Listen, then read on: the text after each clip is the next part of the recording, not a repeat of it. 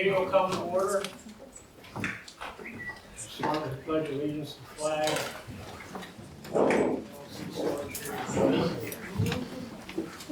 Pledge allegiance to the flag of the United States of America and to the republic for which it stands, one nation, under God, indivisible, with liberty and justice for all.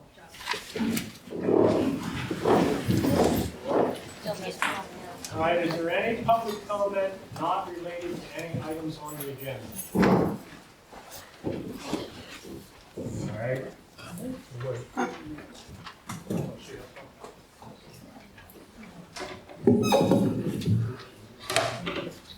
My name is Hilda Vasquez, Country Minor West, 25 Oak Island. She started something because this is very important for the community and everybody here.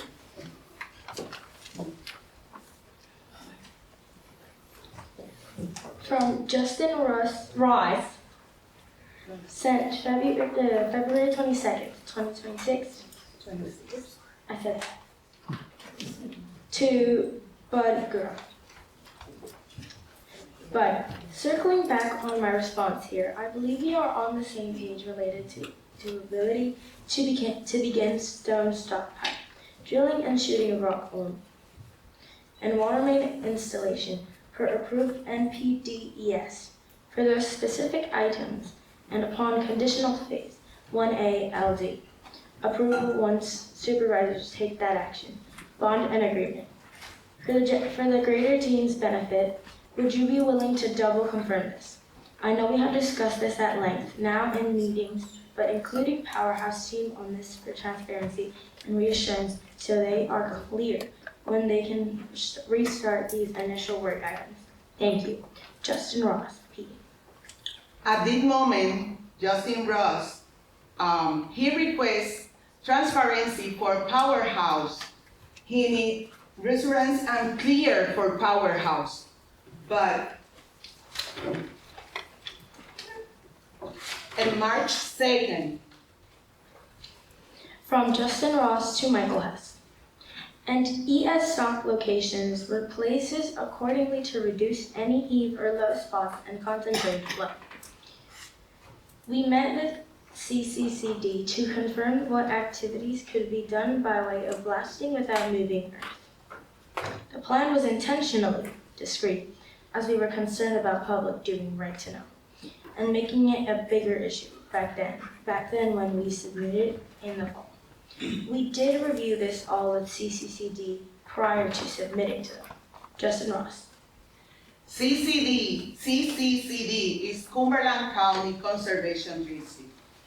My concern, the engineer Justin Ross may have violated the fundamental principle of engineering license that is regulated by the Professional State Registration Board and all engineering involving license in PA as well. But more unusual is that not only Mark Carpenter was in this conversation, including engineering without license in Pennsylvania, Powerhouse. For more this moment on, I request that this planning board do not recommend the next phase. They cannot endorse our project whose technical process intended and documented with the plan intentionally discreet. Here is a violation of the right to know. Actual existing material damage caused by blasting homes and Country Club Road, Country Minor West, Meadow, and many more without notification. Lack of data transparency. Just Ross has publicly stated the actual total demand for water and the real impact of local supply. I'm talking about the agreement with MTMA, Water Service Allocation Agreement. We need transparency, not only for Powerhouse. Our residents need transparency. The engineering violate the fundamental. Specific Michael Hess, you work for Middlesex Township. Bud Groff is engineering, work for Middlesex Township. Doesn't matter if tax one is by right, the township can take action in this.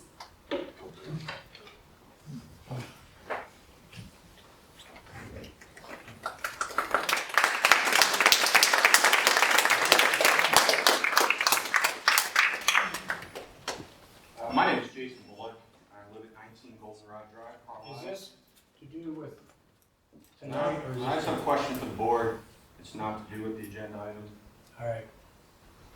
My question for the board is, do you recall taking an oath of office? Everybody swore an oath to the Pennsylvania Constitution of the United States of America, correct? Is that true? Every single member sitting here? Feel free to answer for everybody, Tracy, since you're the president. I did.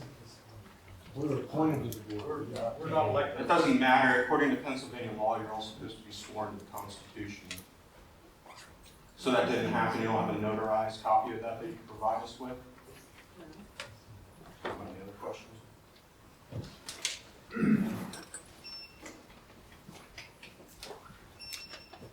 All right, we'll proceed with TPF 25-27.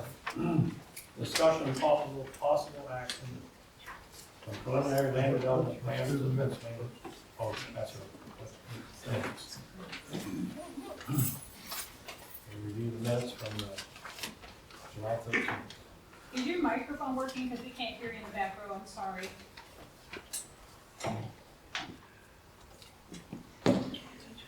We're reviewing the July 13th minutes. Thank you. I have numerous comments, and I don't know just how to proceed on them, except to go to page 4. At the top, first sentence, Doug Graham moved to approve. The word recommend approval must be in there. And I think just to define things better, it should say how many waivers there were. So that we can't, so that it's understood.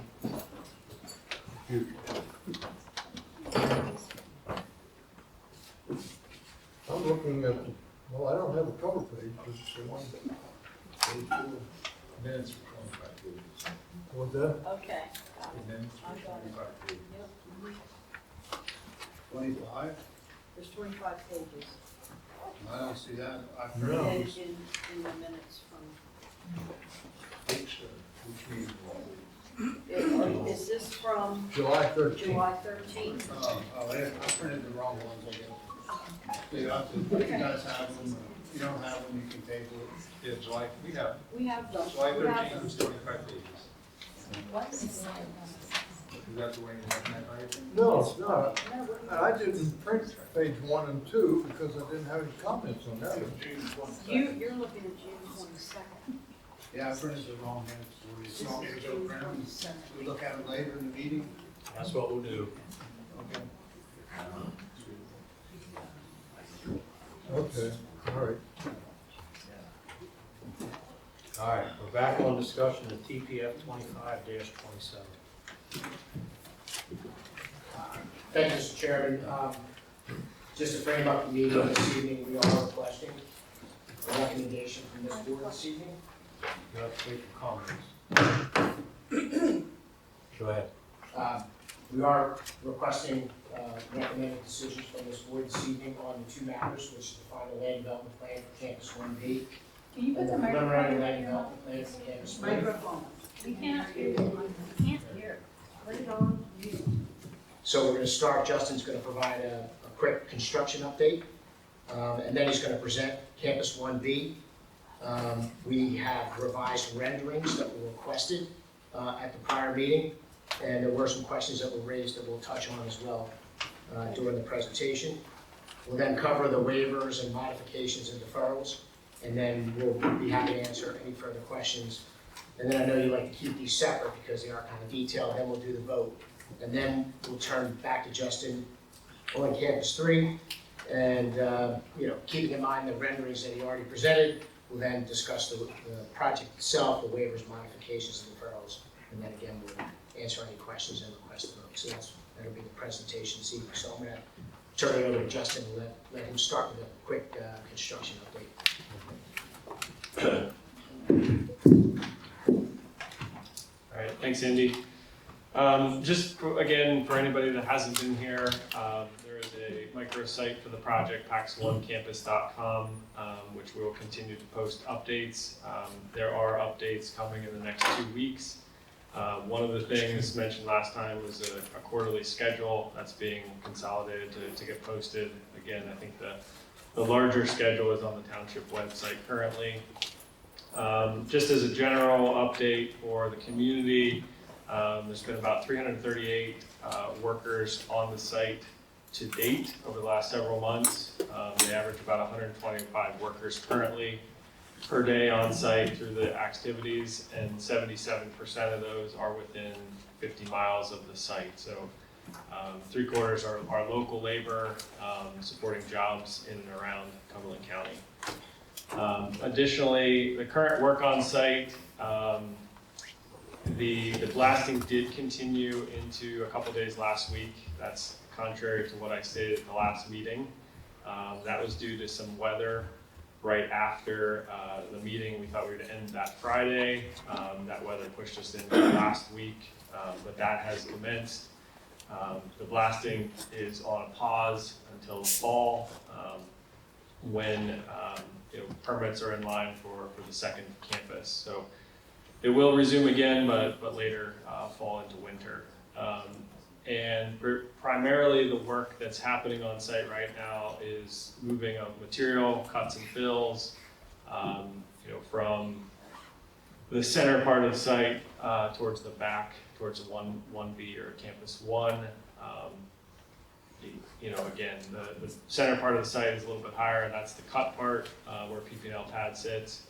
And that will soon be handed over to PP&L to begin their construction activities. So that's ongoing over the next several weeks.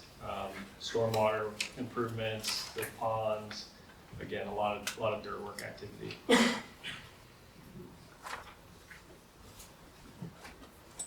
So as Andy mentioned, final 1B, final land development plan for phase 1B is on the docket for this evening. This plan is materially the same as the preliminary plan that was approved 6 or 8 weeks ago. So we'll slowly start to walk through this. I think upon request, so the site plans, yes, you have before you, and what we put together here is really a 3-dimensional model of that site plan, showing Campus 1. So the first two buildings there on the bottom left, and then the four buildings in the top right would soon follow. There's a tank area kind of in the northwest corner of this campus with access on the southern side. So again, this shows, it's hard to see in this, there's a lot of young landscaping out front. We'll get into that with some other visuals. The mature existing landscaping or trees around the creek is the buffer that will remain on both sides.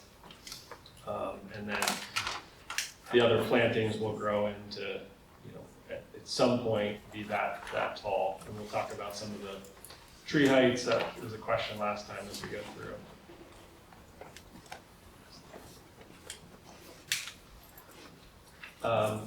So again, this image is really showing renderings. I'll try to walk through these, but the blue arrows are the renderings presented last time. I'll step through those again for anybody that may not have been here. The red arrows are new or additional renderings, viewpoints that were requested, primarily along that Country Club and Bernheisel location, Appalachian Trail looking west, as well as anyone traveling from Bernheisel down Country Club Road, kind of towards the site. So we'll look at what it looks like from each entrance and as you travel down that road in the future. So this image is Country Club Road again, coming from the south of the site, past the Country Club, past Cumberland Preserve. the new residential development, cresting the hill, and looking to the north towards the ridge. So Campus 1 would be on the left, behind a berm in the trees. You start to see just a little bit of white behind those trees. That's the building. 1C is the laydown yard, would be to the right. But again, in final condition, there won't be anything on that side other than landscaping and a berm. And then looking straight out towards the middle of the picture, you start to see some tips of the transmission infrastructure on the site. So when you crest the hill on Country Club, you're kind of pointed directly at the PP&L substation, some of the switch yard and gears there. And then Campus 1 is beyond that in the background. So you start to, again, we're probably 3/4 of a mile from this point to Campus 1, maybe a mile from the southern part of the site all the way to the back. A small detail. Are you doing a berm on 1C or not? Yes. I don't see a berm there. I think it's behind those trees and landscaping there. So there's some, I think to correct this image, those trees probably need shifted back slightly to be on the berm. So that's a good catch. You're forecasting a view here, which is quite attractive. Excuse me. What year will this be? Is this 2080, 20? No. So these trees, so the flowering trees at planting are 6 to 8 feet in height. The deciduous kind of native, oaks and maples, at planting height, they're probably around 12 to 14 feet in height. So these trees, the tallest trees you'll see here are approximately 28 feet, and the flowering or the pink trees are around that 15-foot mark. So we're showing about a 10 to 12 year into the project. Now, most of these plantings are going to be planted the end of this year or early next year. So, the project's going to be probably 4 years until it's fully built out. So I would say this is looking at about 5 to 6 years beyond, completion. When the trucks leave and the construction's done, this is about 5 to 6 years. Will these trees be planted soon, or will they be planted when you're completely done? He said this fall. Yeah, we You're gonna anticipate plant them this planting fall. soon, correct. Okay, and I would agree with your commentary except for one. what's that? I see the trees in front of the substation, but there's nothing attractive about that substation. No, of course not. The trees I find attractive. Right. I see the small trees in front, which is a good start, but I guess that ship has sailed. Yeah, I think what you see up there is the overhead transmission lines. The substation, and I'll get to a different view, the substation elements are pretty minimal. Well, I see white poles, which are not the transmission lines. Yeah, I would guess that's part of the substation. Correct. So you're talking 20, 30, 20, 26, 20, 36. 36, yes. 2036 to 38. When we're dead. Okay.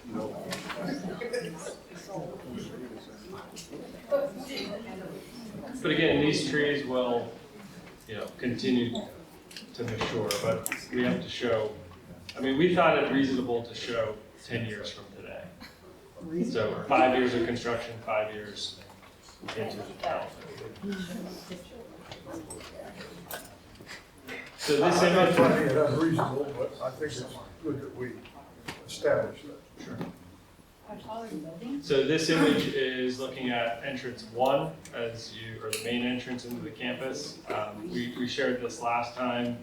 Again, the difference is the substation infrastructure wasn't far enough along in the last rendering, so that's now been included. The towers you see there, again, are taking the PP&L power to the individual or the smaller substations.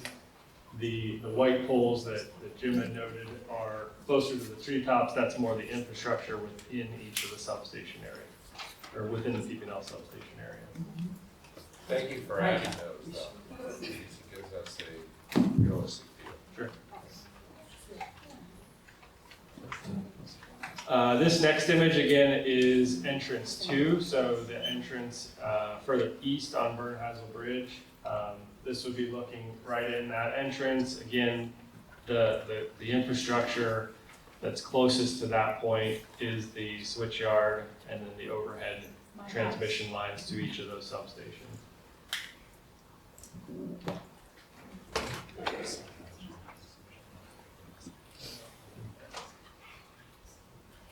Are those large poles that we see, are they the existing line or are they feeding the various? Those are poles that PP&L will install to feed. So go from their substation to the smaller substation, and then from there everything's underground. Otherwise, you would see those in the top picture. See them up there. Oh. So campus one is straight back in this view. Campus 2 is the building on the left. 30 years. So this is a slightly updated version, again, from last time. This is on the eastern side on the internal drive, looking towards Campus 1B. I know there was a request last time to show people and cars for a scale perspective, so in a couple of these images we did include that, in this one specifically. So again, looking at Campus 1 in the back, that includes the front of those 3 buildings in that back campus. It's right in the agriculture. This is a new image, close to the same thing, but more of an elevated view. So the prior image, it would be on the ground. This is up in the air, about 40 feet, looking towards the campus. Again, just to get a better feel for how these buildings are kind of functioning together. This is looking at the main entrance in front of us going into the complex. The first building that would be constructed is the building there on the left. And then there's 3 more buildings behind these to the rear. Would you back up one slide for 5 seconds? Sure. Thank you. That's good.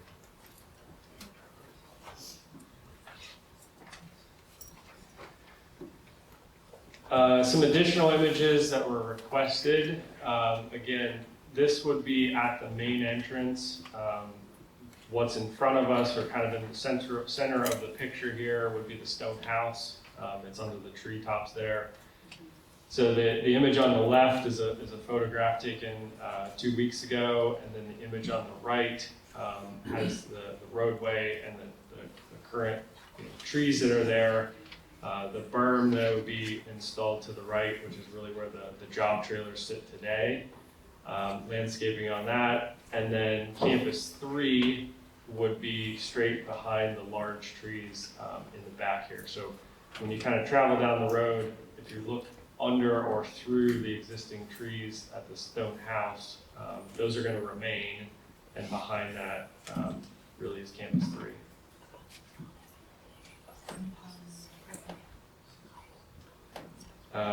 Similar, this is at that eastern access drive. So before we were looking kind of to the right, back towards PP&L. In this view, we're looking down or somewhat down Country Club Road, from this vantage point. The left is what you see today. Current berm is in the foreground with the yellow seating on the left, and then the right is the berm with landscaping. I think what you'll note here is Campus 2 is center of the picture, and Campus 3 is there to the left. So all the way at the end of Country Club Road is the stone house and those trees we just looked at, and then kind of to the right and behind that, you start to see Campus 3, which is, you can see that picture here. I can't point to it. comment was made last meeting that campus 3 sat very low and you hardly see it. I mean, it looks like quite the opposite in this rendering.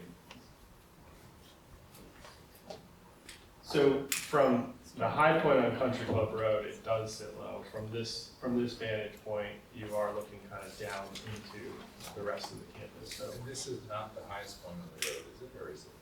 Yeah, this is lower. it's not the highest point, but Yeah. yeah. Well, it's right at the entrance, we know where it's at, I mean, it's not.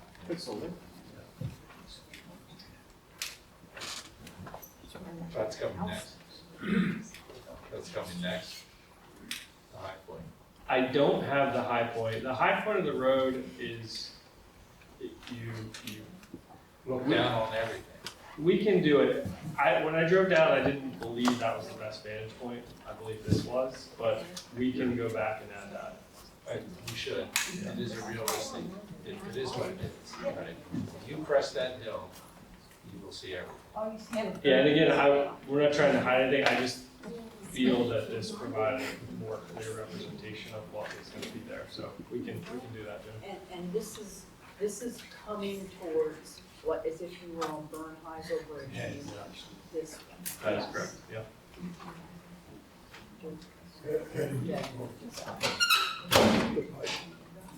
Right. So the last one from this vantage point is actually on the Appalachian Trail. So if you hike about 50 yards off of the intersection of Bernheisel Bridge onto the trail, the trail is in the foreground here.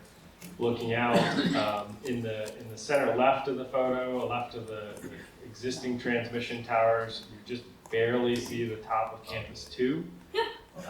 And then on the right side of the right center of the image is Campus 1, which would be kind of the upper third of the building behind the tree line there.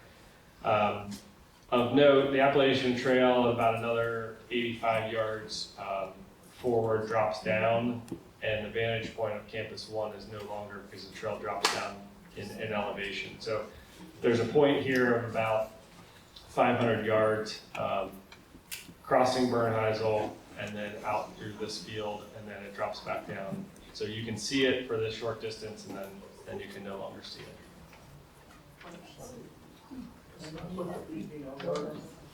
The PP&L yard is on here. It is masked by some existing trees that are to remain to the right of those towers, but it is on here.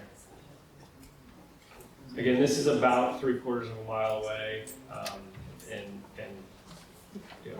visually, what you can see with the naked eye starts to wane.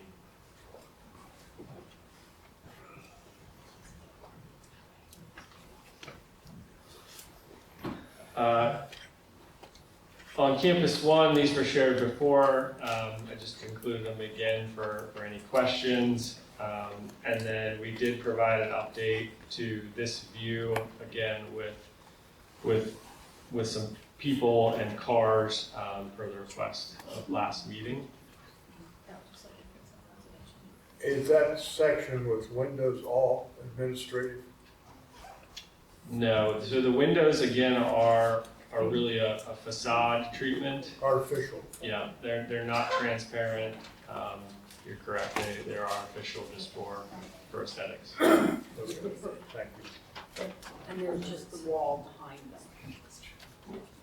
Yes, The that's building correct. wall. That's correct.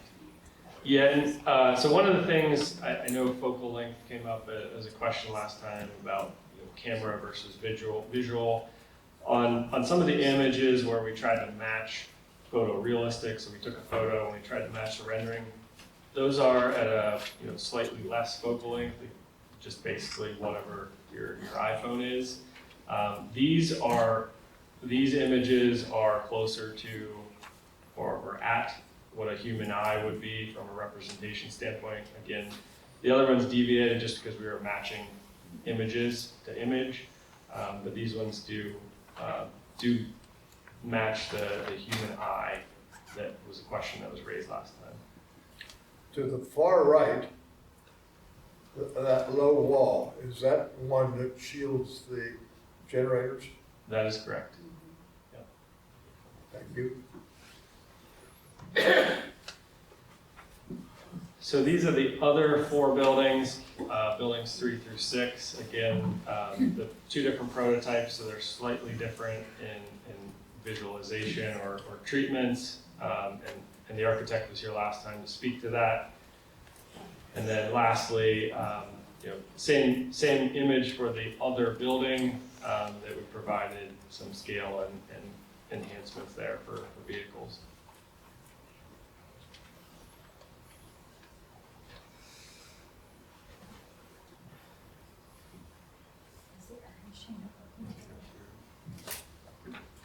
So I think Andy and I are going to go through some questions that were raised last time, specific to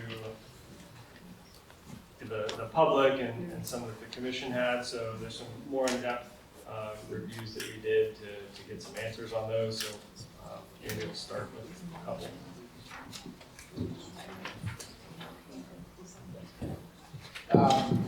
One of the questions that's come up in a couple of the meetings was about are these campuses going to create a heat island in the area? And so we did some research, a peer-reviewed study. Arizona State University came out in April 2026, and they studied data centers in the Phoenix area, and they studied upwind and downwind, and basically found that the average downwind air temperatures were approximately 1.3 to 1.6 Fahrenheit warmer than the upwind areas, and they reached a max of 4 degrees Fahrenheit. That effect extended roughly 100 to 500 meters depending on the facility, the weather, and the campus configuration. Because the study involved only 4 facilities in a hot, arid climate, it would be viewed as evidence that localized warming can occur, not as a prediction of the temperature effect of PACs, but that it does occur. But there's a distinction. The Phoenix sites predominantly used sensible air-based cooling where we're located very close to residential areas. PAC's one's climate, open space configuration, planned hybrid cooling system, and separation from surrounding residences are materially different. Where's your evidence for that?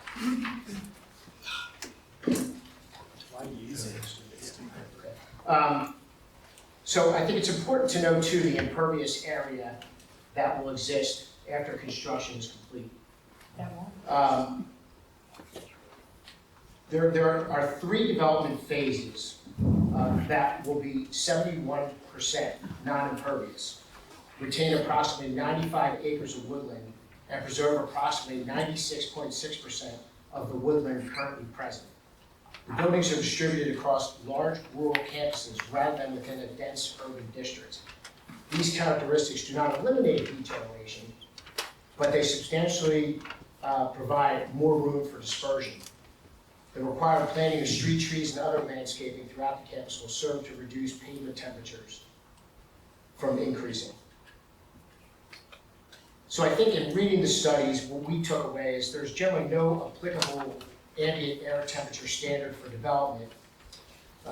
Thermal discharges into water are specifically regulated through water quality permits. For heat release to the air, the practical controls are facility design, equipment efficiency, setbacks, landscaping, and exhaust configuration. And we think this campus addresses those issues.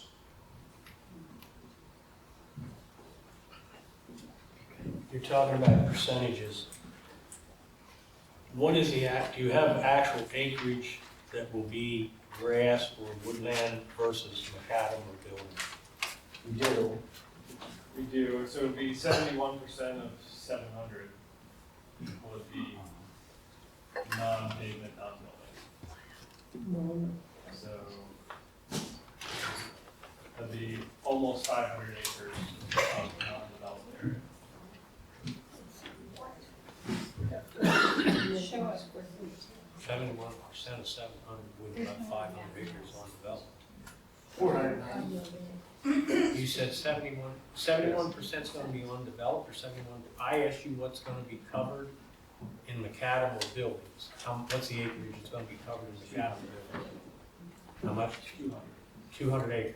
Right. Okay, so then, okay, now, so 500 acres will be grass, weeds, trees, whatever. Okay.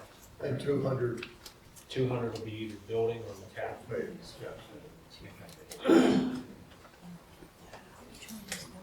Is your total acreage 700? 694. Yeah, okay.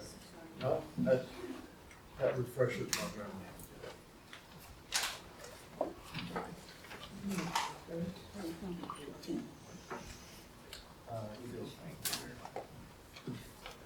Another topic last time was, there was a news report. Highlighting MEDA in Wyoming regarding, biological contamination of the water system. So again, if you're reviewing the articles on that, there's a couple things that are clear. They currently don't know the source of the bacteria. That bacteria is naturally occurring in soils, in water, and presumably in that region. But there's no source that has been identified. There's claims against the contractors, claims against Meta, but that continues to be unresolved.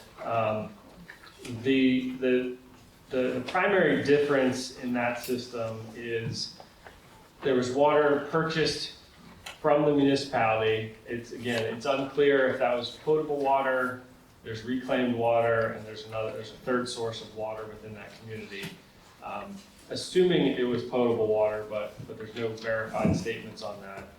Secondly, that water was used for commissioning of equipment, which we would have here, very similar.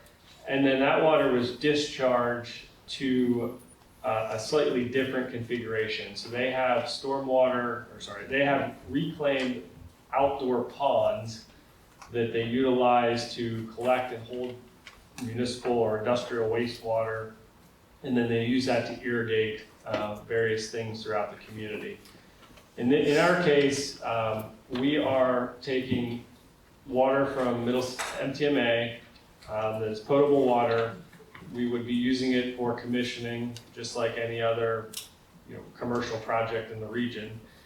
And then that water is regulated through MTMA for discharge back to the municipal authority. So I think that a couple of the differences, MTMA has strict discharge standards for industrial wastewater, which this would be industrial processing water. And then that would go to the treatment plant for further refinement and treatment. That treatment part at the end is one of the main things that didn't occur or wasn't required in Wyoming because it went to this outdoor irrigation system. So while we're not saying that something like this can't happen, the likelihood is very low given the strict standards that are needed to be followed through Middlesex Authority. How much, if any, no, I shouldn't say that. How much increase in temperature will the wastewater treatment plant experience as a result of this increased temperature inflow? So the system is designed to have no increased temperature inflow, primarily because the effluent water, so any water that would be used in the evaporative cooling system, will flow into 2 of these large tanks, and then it'll be stored there for a period of time before it's discharged to the treatment plant. So the tank water essentially will be at ambient outdoor temperature when it is discharged to the municipal system. So there will be no water to the municipal system except this that is ambient. Correct. Thank you. And the tanks seem kind of close to the Gwinnett Creek. What if there was a catastrophic failure of one of those tanks that was holding commissioned water that was used? So those tanks are regulated through DEP for secondary storage containment. And what does that mean? Is there a secondary, is there a dike around with a pond around the tanks? So there, I don't believe it's a dike. There will be spec'd and installed as dual walled with appropriate monitoring equipment. Was that an annual inspection? What's the inspection period? You said monitoring. How are you monitoring So the the, dual wall? the Electronically, like a fuel pump? yes, it'll be real-time monitoring by the operator. What's the height of the building? I know we went over this. Is it 80 feet or 70 feet or 75 feet? The buildings are 65, and then there's a 10-foot parapet.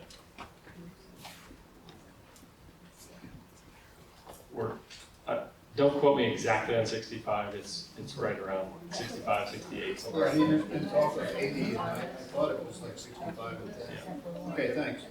Do you have a question? No, I just wanted to do a follow-up on that. I know one of the members of the audience asked a question about, what are you gonna do if there's an incident on site, a water release and stuff like that? And from having run facilities and dealt with DEP, everybody needs to understand the power DEP has when there's an incident on site.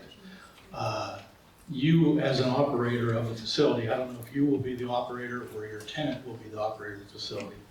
They have to create what is called an ERAP, Emergency Response Action Plan. And this covers every scenario you could imagine, from a snowstorm to a chemical spill to a rail derailment, lightning strikes, anything. I had to write these, I know, because they're a real pain in the butt. And the first thing they come in, when they come in to do an inspection, they want to see your emergency response action plan. And in those plans, there are phone numbers for who's going to get called, what's going to take place. If it's a chemical cleanup, who's going to be called. If there's a power outage, what all's going to take place on site. So, and OSHA also reviews those when they come in. They want to see that in your health and safety manual, of course. But it's important to understand that the operator will have to have a scenario for every situation that's imaginable. Are there fines by DEP if there's, if you don't have your records in order? Absolutely.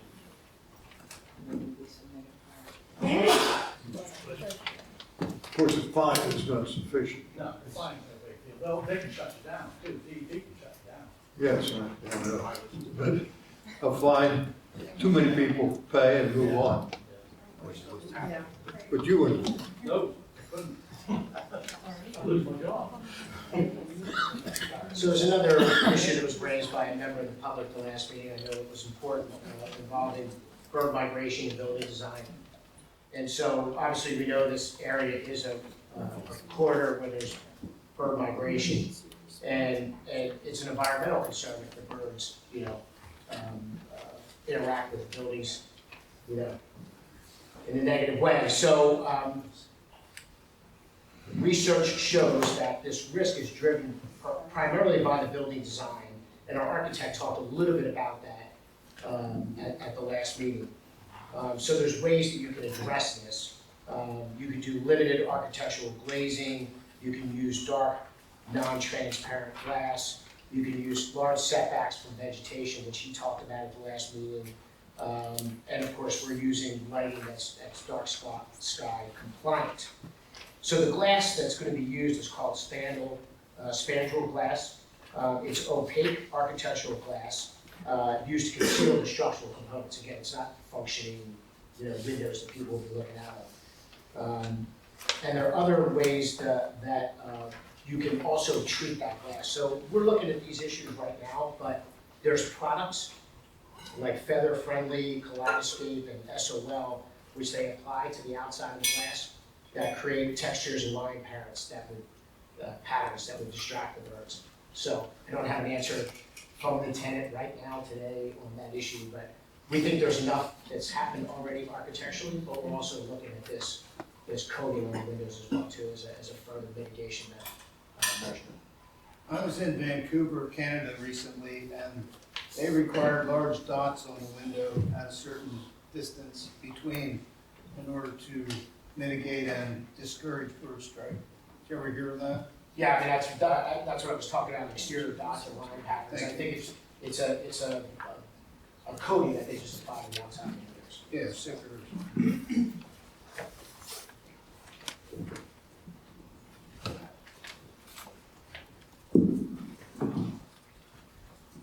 All right, Justin's gonna go through the waivers and deferrals.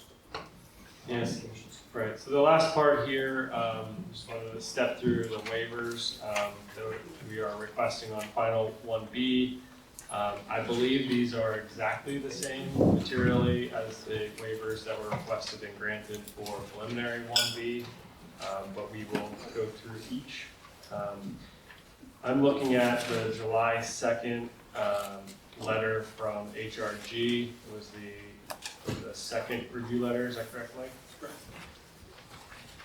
On page 2 of that letter, there's a table at the top for requested waivers.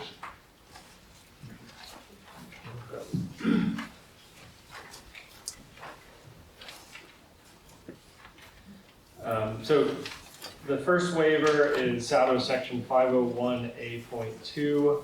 That is, No, I don't.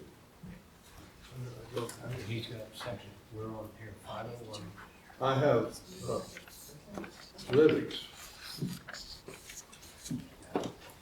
Yeah, I have that. So those are your comments, right? Yeah, I gave them to you at the last meeting. Okay. It's an HRG memo dated July Yeah. 2nd. Larry, just so we're not confused, the reference line on there, does that say phase 3 or phase 1B underneath the 2? 1B. Is it, okay. Here, Larry, you can look at this one. Here you go, bud. Okay, thank you. All right, so back on 1B, so the first waiver or modification request is plan size and scale, SADO section 501A.2.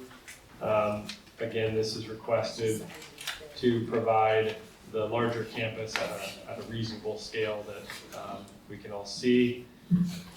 The second waiver is location map scale, SADO section 501A.6. Again, You're right there, Larry, on that page 2. Do you see them in the table? Mm-hmm. Yes, yes. Okay. so again, technically a modification for those first two because we are providing them. We're just deviating from the specific requirements slightly. The third item is curb and sidewalk along Country Club Road and PA Data Drive. So this is a waiver of SADO section 703A10 for curb and sidewalk in those locations. Justin, to clarify on the curb and sidewalk along Country Club Road and PA Data Drive, the plan does have a note, which the township has used in the past for this waiver, that says, within a period of time after notification of the township, if they require curb and sidewalk, then it will be installed by the developer. So if another project in the area extends curb and sidewalk, the township can trigger that note and require it to go in. But if it were to go in now, there wouldn't be any connection on the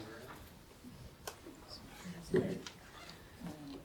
The next item is depressed curb at driveway entrances, south of section 703I.4. Again, this is entrance off of PA Data Drive into each campus. Rather than putting a depressed curb, which you would do on a residential driveway, this is more of a commercial application, so requesting waiver of putting a curb on a heavily trafficked entrance. The next is provide sidewalk within the campus, so SADO section 707. We do provide sidewalk within the campus to each building. However, we're not providing sidewalk connecting each of the campuses together or connecting out to the public way, primarily for safety considerations. So that is a waiver really for the campus itself and sidewalk connection to Pennsylvania Data Drive. Related to the note that I described a minute ago, the internal sidewalk is not covered by that note. the sidewalk along Country Club Road is that the township could require in the future. The sidewalk internal to the site along PA Data Drive would not be subject to that provision. It would be, if that waiver is granted, there would be no sidewalk on PA Data Drive, period. So not PA, on the driveway from PA Data Drive to 1B. I'm sorry, yeah, on the roads within the data center campus. The next section is for scale of maps and exhibits within the EIA. There's several sections here. So out of section 718D3A, 718D4A, 718D4B, D4C, and D4D. Again, those are for map scales within the environmental impact assessment report. The next is detention basin side slopes greater than 4:1, stormwater ordinance section 303J.3. This is a modification to allow side slopes steeper than 4:1 for those facilities.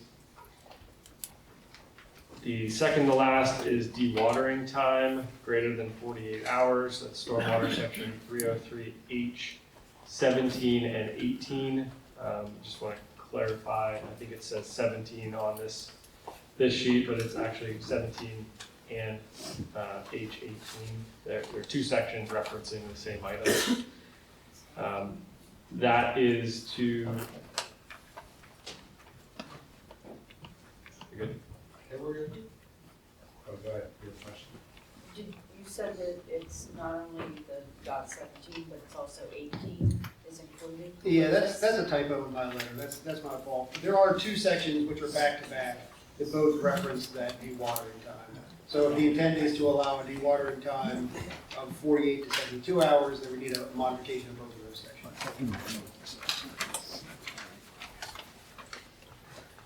And the last is infiltration of stormwater, stormwater ordinance 303B.2. This is a modification simply because we have provided infiltration on the site where it is feasible. In places it is not feasible, we have utilized the DEP-approved alternative method for stormwater management.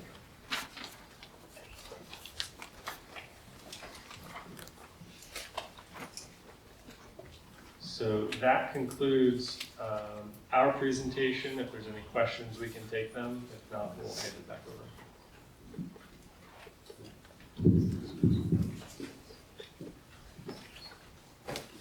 Did you count 9 waivers? I know some of them have groupings, several on one, but 9 of them. You, section number 7, you're eliminating.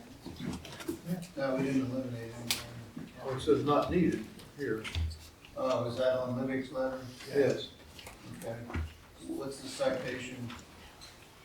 What's the section number? Section 718D3B. This is for the 1B plan, correct? Yes. Yeah. We don't have that on our list, so I think we looked at it and agreed that it wasn't required. Let me go back and see what it was exactly. We're going by the list on Mike Hess's letter. But the point is, what's on the print? And is it on the print? If it's not needed.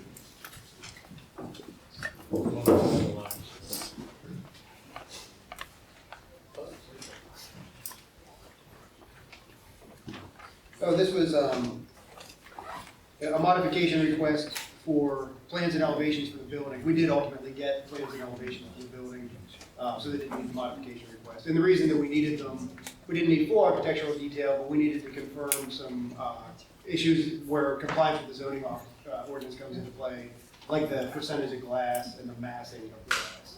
So we got what we needed. Do we know if that's still in their request for waivers? No, it's not, and I think that's why they struck it through, is it's no longer requested. Oh, okay. It's not included in your request. Okay. So then there are 9 waivers. Okay. Thank you.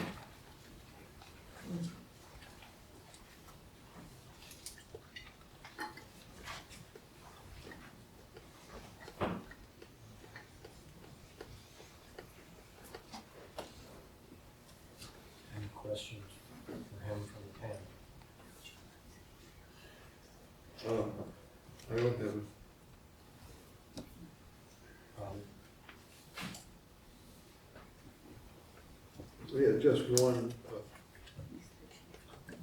I guess it's a year, letter, a Lydic letter. Some of them were called waivers and some were called modifications. Aren't modifications waivers? Yeah, that might be questions for the lawyers.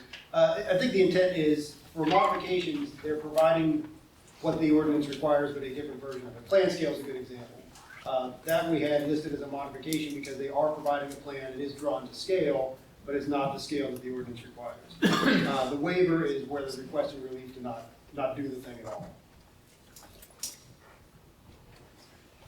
That's not the same thing, and they also had deferrals on some of their prior approvals. There's no deferrals on this one. Yeah, a lot of the deferrals were in the preliminary stage to defer an item to the final plan, but for 1B, this is the final plan. So there aren't any deferrals any longer.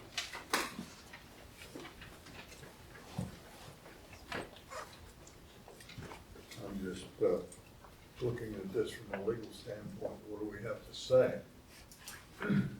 We've been doing it this way for every plan so far. This is not any different than the last plan for 1P. It's almost the same word for word waivers. You can say at the end that we would grant 9 waivers with the requirement that they provide a waiver letter with written justification for each and list each waiver on the plan set, if you're not sure that that's been done. Yeah, well, maybe we've done it in the past, but I sat in this chair for 20 years and I have no memory of seeing a modification. Well, in the subdivision ordinance, technically modification or request is the only thing it says in there. Okay. It doesn't say waiver anywhere, but Mike has, I think their attorney asked that they be labeled differently because they mean a slightly different thing. Waiver is a complete waiver of that section. A modification is where they met part of it and they modified part of the requirement. But in the subdivision ordinance, you only see the word modification requirements, I think. It's commonly used as waiver and modification interchangeably. We're kind of using them technically. If you'd rather call them all waivers or all modifications, I don't think it matters. I think then, when we write a motion, we should say waivers as requested and modifications as defined in letter so-and-so. Does that make sense? Yes. We can't just say modification. We got it. What? Yeah. Yeah, as defined, yeah, okay. Thank you. I wanted to bring up one other thing before you're taking some action. We have a second memo for phase 1B sound review letter from HRG. You should have it from last time. I gave it to you. Dated July 8th, 2026. We had met about this today with the developer. They're agreeing to provide information to meet this memo. So I would suggest if you want to move it forward with conditions, that you would make a condition that they meet everything in the sound letter review by HRG of July 8th, subject to review by HRG. Do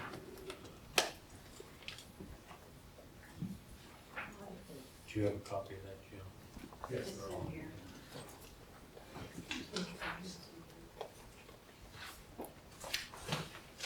Jim or Doug, do you have questions?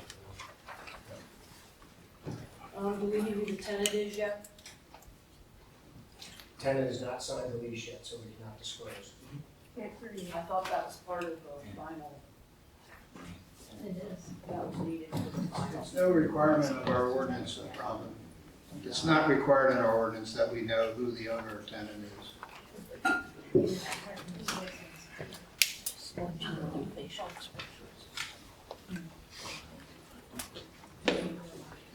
Curious to me that you have a final. Yeah. You don't know who it's for. No, we know who the tenant is, but we can't. It's not a signed lease, so they won't. And we're not even gonna do it until it's signed, but it's been a little difficult. getting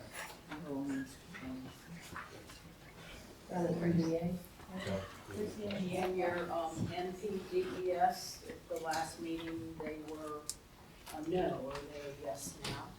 Your permits. Not sure if you remember or no.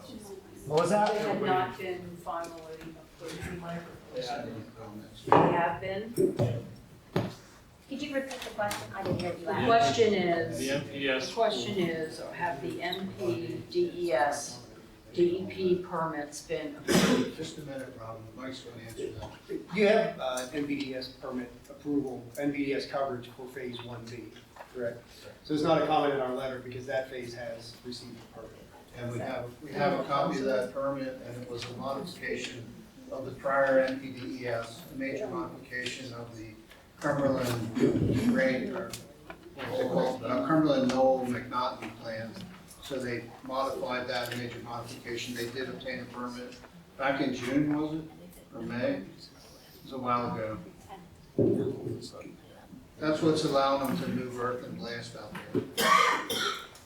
Was that the first reiteration of that permit? I understand there's 4 of them that have occurred The major modification, Robin? from the MP, DES permits. I've heard it's been gone through 4 different iterations, is that correct? That is correct. The one you're referring to for 1B, I believe, is permit 3. Okay. I do have one question. There seems to be a lot of back and forth on the number of tanks. Have you updated the final plan with the number of tanks you actually plan to construct? So, good point. The tanks do continue to slightly change. I think last meeting we spoke about 2.4 million gallons. As of this week, they're back to 2.1 million gallons. It has to do with cycles of concentration and how the final water design is coming together. So the tank area, again, those tanks may slide within that tank area, but that will be the area. So it'll be the same impervious area, you're That is saying? correct, yes. So you may add or take away tanks depending on what you need, or you I don't believe there will be a number change at this point, but the scale, we're just honing in on the final configurations. So with the supervisor's approval of the plan, how does that work? Do they have to resubmit changes if it changes? Because I know if you're going to develop a residence and you want to change it, you'd have to get reapproval. I think if the supervisors approve this plan, then that's approval to build what's on this plan. And if something changes, then depending on the nature of the change, it may require reapproval by this board, by the board of supervisors, or at the building permit stage, depending on what it is. So for example, if the tanks get smaller compared to what's on the plan, that may not be as significant of a reapproval process as if they get bigger or they get more numerous. And our attorneys talked about whether it's a substantial change or not. That's not really written in the law, so it's up to the discretion of the board. So what are you submitting for your final? Can you please describe what you're submitting? I assume it would be off the plans that are drafted. That is correct. And that is what? How many source tanks, how many return tanks? And what are their sizes?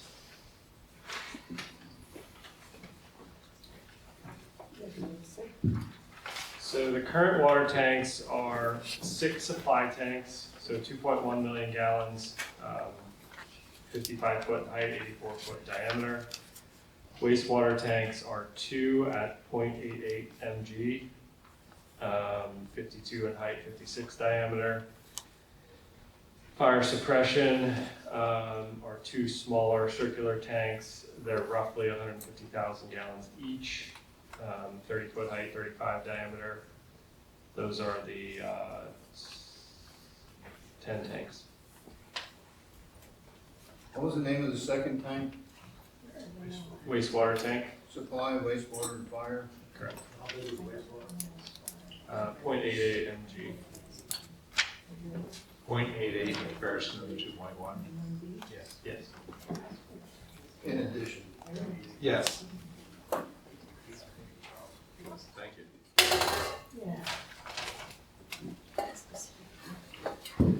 Another question. The lines from the tanks, are they all above ground or are they in the ground? They are below ground. Above ground.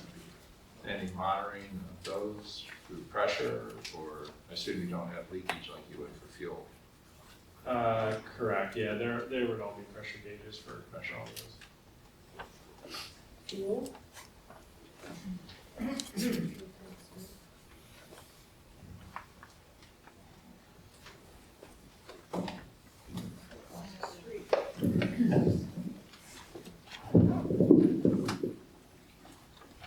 Justin, let's go back to these NPDES, DEP permits. So if there's been 4 iterations of these permits, can you explain that to me so I can understand that? What makes, are they like 4 entirely different permits? Is it one permit that has iterations that changed within it, and if that happens, why? Sure. So when the property was acquired, Cumberland Knoll, the residential project, had an open NPDES permit. That was on the eastern tract of land, the one parcel. So, just one second. When you say it's open, that means that it's open for that particular project? So it is. Or is open that it can go to someone else, and that's what open means? It is an active NPDES. So when I say open, I mean it's active. So it is approved and under review and discretion by the County Conservation District and DEP. So they would visit that site on a routine basis, do their inspections based on that plan and that. Did it transfer to the new owner? So the first step was a transfer to the new owner, because the new owner would take over responsibilities because the permit goes with the land. Mm-hmm. So that transferred to the ownership entity for this project, Carlisle Development. And that was the first iteration? The first step was the permit transfer. Okay. At that point, so what happens with an NPDES permit is there's a permit boundary and then there's a limit of disturbance. So the permit boundary is typically the entire property, so that if something is to change, you don't have to change your permit boundary, you just change your disturbance in the plan content. So the first, and in the state's requirements is you can only have one, you can't have overlapping permits. So you have to have one permit that is open on a site. You can't have 2 permits that are open on top of each other, right? Okay. So at that time, the permit was transferred. The first submission or change to that permit was the PP&L laydown area. So we took the existing permit, we expanded the permit boundary to cover the entire development, so that Justin, that permit was open for the streets that we saw being built. correct. So McNaughton was starting to build streets and run sewer and water. So his permit was for that area. Correct. Okay. Then you took it over and then you're. So that was an active, ongoing permit. We can't just close that permit because there was under construction and there was things happening. So the only option we have was to modify and expand that permit so that we didn't have 2 permits on top of each other that were active at the same time. So that permit, so the PP&L laydown, which is the construction yard and the stormwater basin, as well as removal of some things that were installed as part of the residential development, was part of that first NPDES submission and change. So that was a whole brand new submission. The only nuance is it's under the same permit number, -1, -2, -3, as you mentioned, -4. So the existing permit number, because of what happened there, was then used and expanded. That was done. Then there was a subsequent submission for blasting and water main extension, water main relocation. So wait a second, let me just back up here. So the transfer is the first iteration. The transfer That of the could names. be, that could be, I'm not sure. And then is the PP&L what you just described with what needed to change with the PPO, with the laydown? Is that number 2?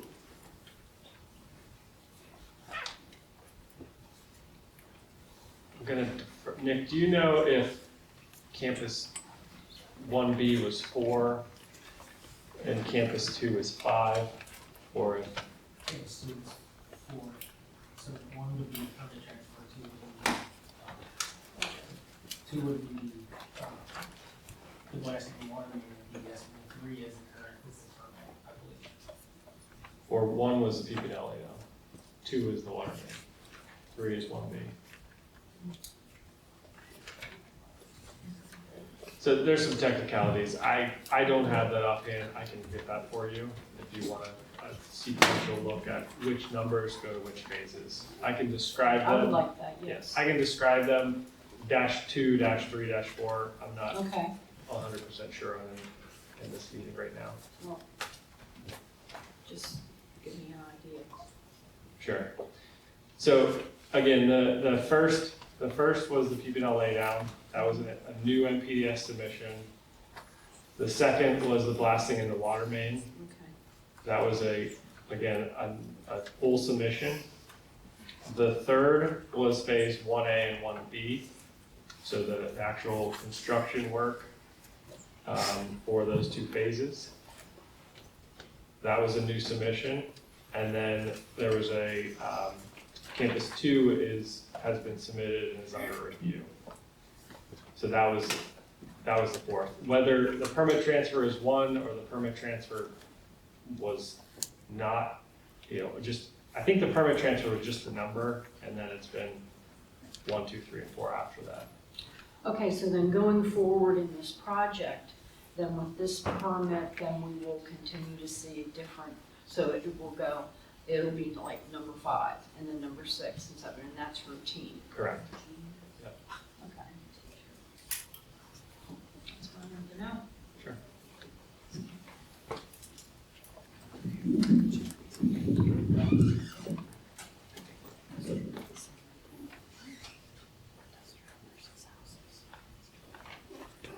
Oh, one other question. You were asked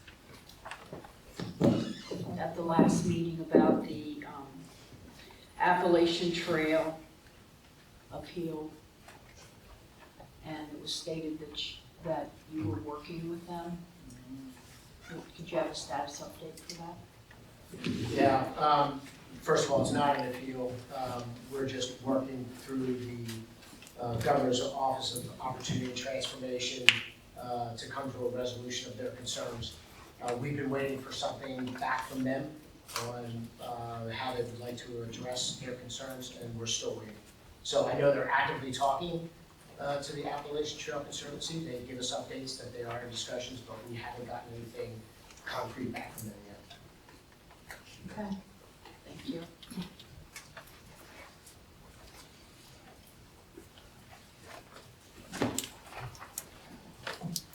Another question? All right, now we'll entertain any questions from the floor.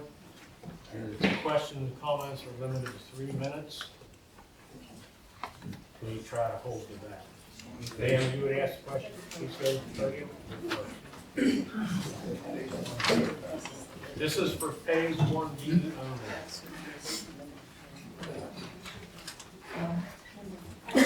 Question, please bear with me, I can't do this. I have a question of the gentleman here. Name and address, please. Name and address.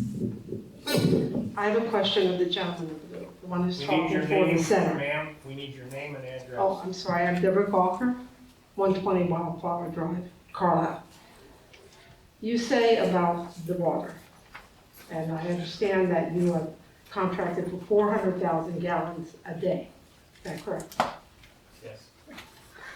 If there is a shortage or there is a problem, what are the limits on your usage of the water compared to the community? So the maximum we can ever pull is 400,000 gallons per day. As you stated, that is the permitted responsibility. The authority, Middlesex Township Municipal Authority, controls the demand thereafter. So if they choose to cut us off and serve the community, that is their right to do so. So we cannot affect that decision, that's on the authority. Okay, so if the township knows there's a problem, they can restrict your water. The authority could, yes. Okay. You say that there is a limit on the sound, and there is a limit on, and you have the way of controlling the water that's going back in, so it is not hot and will not damage the environment. What safeguards are in place if you violate that? On the water side? On heating, the sound, anything? What are your consequences Yes. if you violate this? Right, so the authority has an industrial waste discharge requirements. So there are prescriptive requirements that must be met before water goes into that system, from temperature to quality to sampling. So there are sampling facilities at each of the campuses that are designed on the project. They can come test and pull, and then they would regulate thereafter. From a sound perspective, we have a preliminary study that's been reviewed by the township. It's prepared in a conservative nature. We anticipate the equipment specified will be within those tolerances and less than what's in the model. Again, some things we spoke about with these representatives this morning, as well as the developer has spoken with the panel here that we'll commit to a post-construction study and modeling to ensure that after construction, after operation, everything that's been designed and installed and implemented meets those same numbers that have been proposed and are within the ordinance. If not, Mark can regulate that. The township would impose, fines and penalties on the applicant. Will the agreement require you to mitigate and come within the agreed upon standard? Yes, Okay. absolutely. Yeah. So that would be the, But what if you don't do it? I mean, the township imposes penalties, okay? What's to ensure you will pay them and not just walk away and leave the mess for us? Is there an escrow account? Is there money put aside? I mean, people could declare bankruptcy all the time, they just leave. You've torn up all the land. There's, I don't understand what safeguards are in place. That's a lot of water. That's a lot of danger to the people living here. Our property values will probably go down because of the impact of this facility. So I don't understand what safeguards guarantee that you can't just walk. Yeah, I mean, given the size of the investment that'll be made here, the number of dollars, and the tenant who's gonna be probably the most creditworthy tenant in the country, they're gonna fix the problem. They're not just gonna hand the keys and walk away. and the agreement will say that they will fix and mitigate the problem. Is that something that is included in what's been referred to as the developer's Yes. agreement? Yes. So where's that at? And is that something that's fluid, it's not yet? All the drafts are in front of the township, it's under review right now, So why are we voting? those documents. That would be up to the supervisors to finalize that and Okay. implement it. That would be before the plan is recorded. So why are we voting? Okay, I probably have more questions, but that's it. Thank you. And does the plan get, when's the sequence of when the plan is actually recorded? After they meet all the conditions that on the approval, you ever seen an approval by the board of supervisors in their minutes? There's usually a list of conditions. Sure. Once they meet those conditions, then the plan can be recorded. The agreement would be signed before the township will release the plan to the recording. That'd be one of the conditions of approval.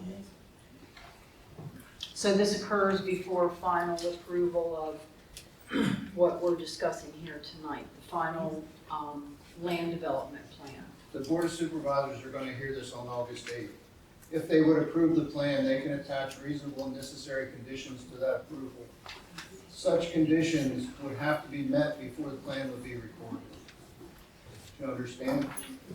Sure, Mark. Well, no, I'm just trying to explain it, but this is how, you asked me what happens before it's recorded. They have to meet the conditions of plan approval, and then it's recorded, and the staff reviews that.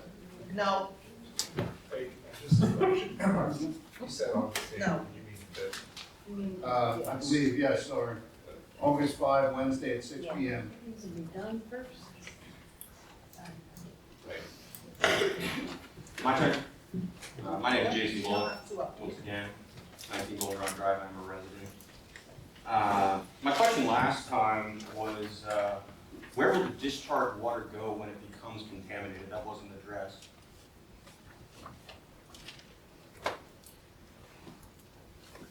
I'd like to retain my time too. I asked a question.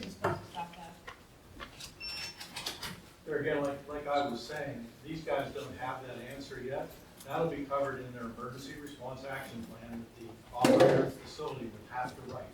The Sure. DEP wants to see that when they come in. They have I'm an industrial safety professional familiar with the ERAPs, but my question to the board would be, has anybody been able to review those ERAPs yet? I mean, I know that there's this mysterious tenant and all this. Like, we know exactly what's going on here, what it's going to be used for, so where are the ERAPs? They wouldn't be completed yet. I think Why not? he's asking, where would the discharge water, it goes into the public sewer.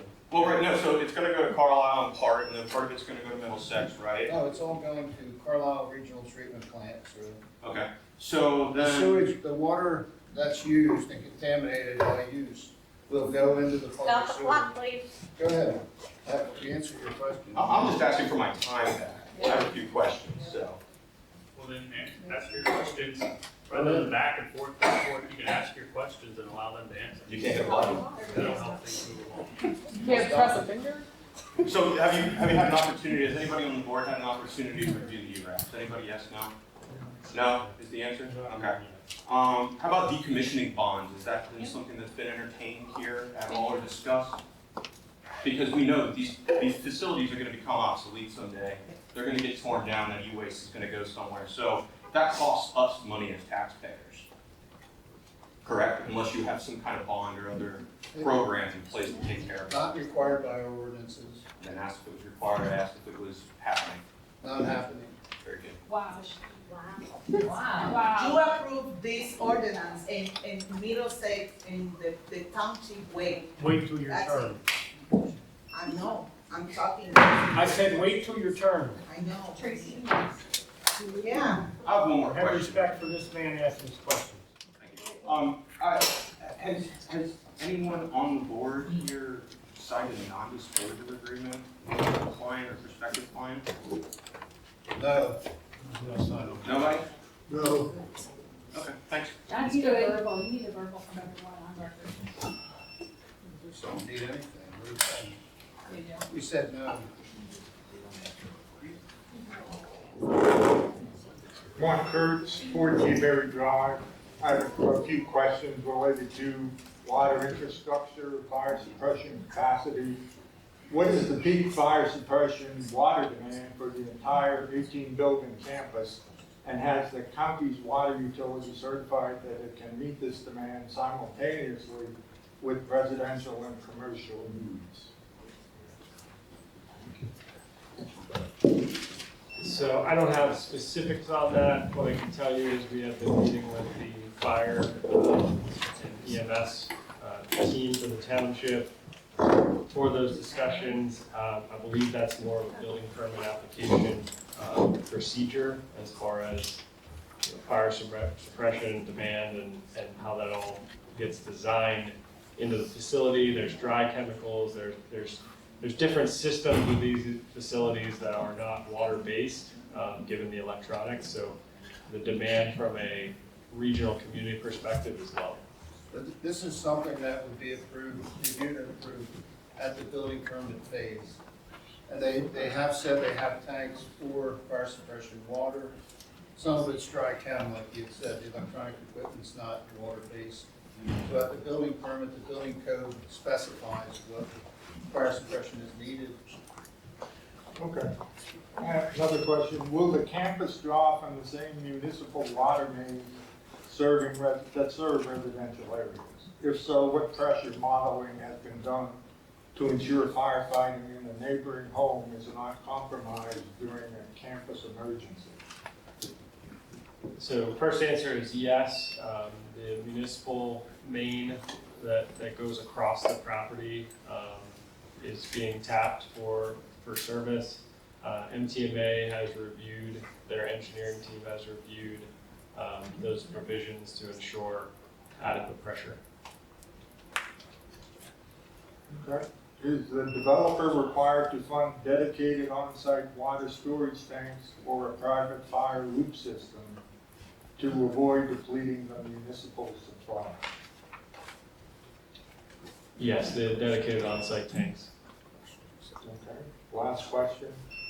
How does the daily operational water consumption for cooling interact with emergency fire suppression water demand?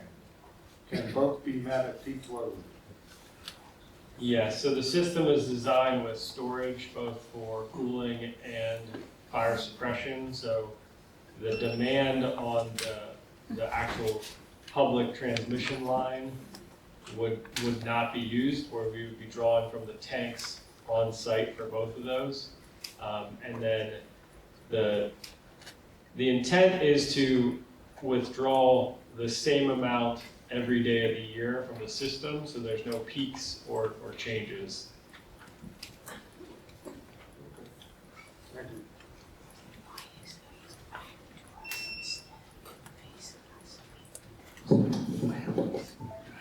Jocelyn Collier, 454 Bernheim Bridge Road. So I just had a couple questions. You mentioned mini substations on site. Can you give more information about that? So the way power works is this site is being served by 500 kV transmission lines, PPL transmission lines. The first substation drops that power from 500 to 138 kV. And then there are smaller substations that drop that from 138 kV to 34.5 kV. That's a typical distribution voltage that you would see to communities and residential. So that's a step down twice to get to a distribution voltage that can be transmitted to each of the campuses. Okay. And then as far as your heat island study, I would love to see that. I don't know if that's something you could share, but I also am just wondering, Arizona and Pennsylvania are quite different. There was nothing in Virginia that was similar, of similar size, that's more similar to our climate. I'm just wondering why you would use a study from Arizona. It was the most recent, I think, was the reason why we used that one. Was it a similar size to PAX? No, it was a 4-building campus. So we're doing 16 though, right? The buildings were of similar size. Okay. But I would also note that if you look at the temperatures in the Virginia region and this region, even though they have literally hundreds and hundreds of data centers in Loudoun County, the temperatures are the same in both places, even though they're south of us as well too. So it didn't seem like it made sense to look at Loudoun, and there weren't any recent studies, so we just kind of looked around and see what we could find. But Arizona State University 2026, you should be able to find it. Should be. I don't have it. I did the study, so. Okay. And then this is just me being, I guess, a little upset.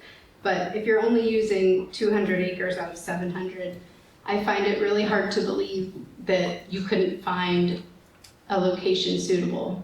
Because wasn't that the whole point of doing this rezoning and this rubber stamping of, oh, there was nothing that met your needs, but you're only using 200 acres. So I'm just being spiteful saying that.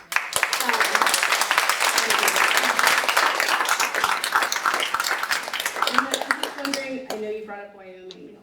Are you aware that Carlisle had a recent violation with the EPA? just in June. So I'm just really worried that they're gonna be able to handle what you're giving them. If, the EPA, just in June, Carlisle wastewater had a violation for too many biosolids. So I just think something of this size and magnitude adding to that should be a red flag. Also touching on the stormwater, I'm not sure why we're doing 3 stormwater waivers, especially the dewatering greater than 48 hours. Of something of this size and magnitude, this close to the creek, we shouldn't be granting waivers for those.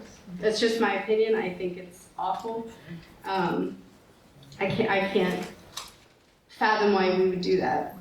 And again, we've been hearing since February about this tenant, and I find it really hard to believe that we're here at the final stage and it's still not been disclosed when in February you said, oh, we'll let you know soon. That's frustrating. That's not transparent. That's not forthcoming. And I'm just wondering too, as far as the AT, if we're still waiting for their input and feedback on what you're building, why are we gonna approve a final plan? Because that's a big impact. What else? And I guess I'm just gonna say too, I think if there's no decommissioning bond, if there's no performance bond, and we don't have a developer's agreement, these things should happen first, in my opinion, to protect the township. So again, it's frustrating that we're here talking about a final land development plan without all these things in place, upfront, transparent. So I would hope that you guys would say no to this.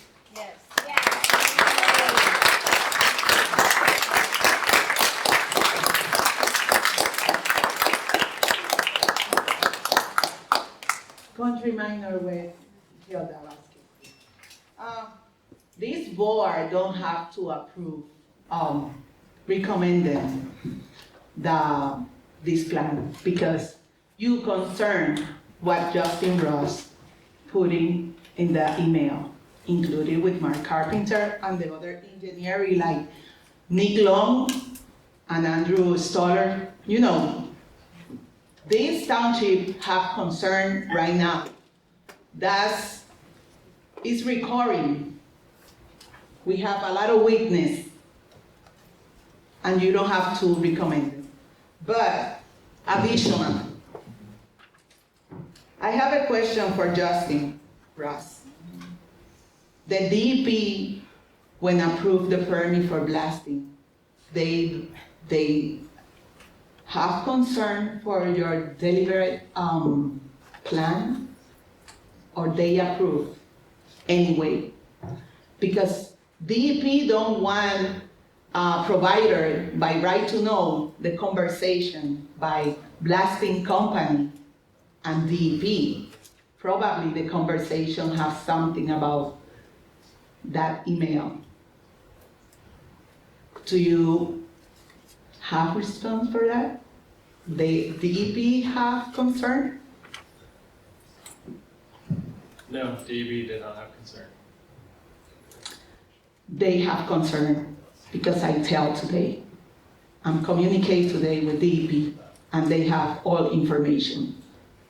I request the investigator for everything in any office. That statement was made to clarify to the township. So we were being transparent in what was occurring and why it was occurring. So I don't believe there's anything. Was it a poor statement? Yes. Did I make it? Yes. Do I think it has any impact on this project? I do not.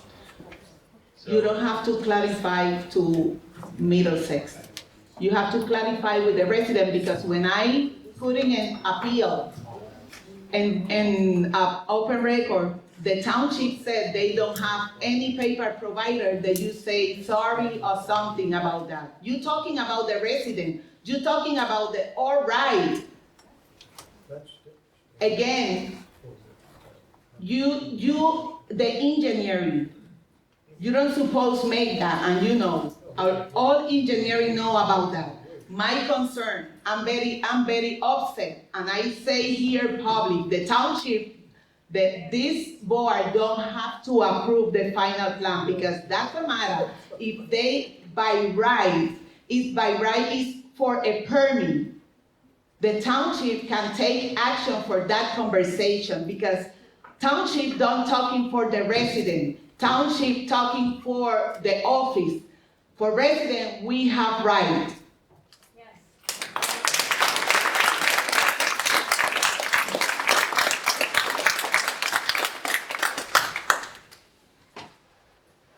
Good evening, my name is Lydia Klunk. I live at 3 Essex Drive, Carlisle. Forgive me if I'm a little nervous. This is my first time coming to a township meeting or anything like that, but this is something that really concerns me. So first, I'd like to ask my two fellows in their fine blue polos here, where do you guys live?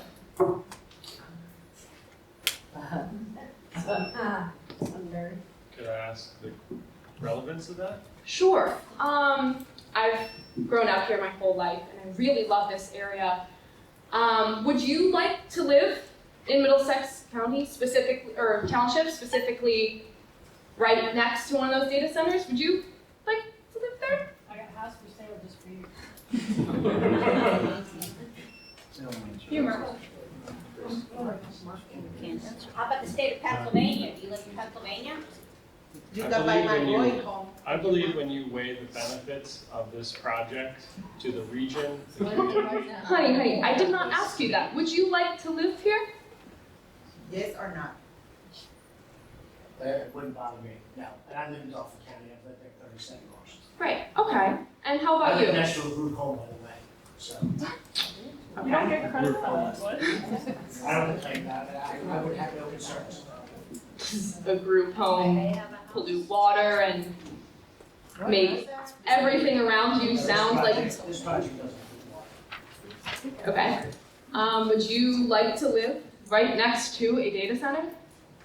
I'd love a yes, because that is what you are forcing all these residents to do when you put up your data center here.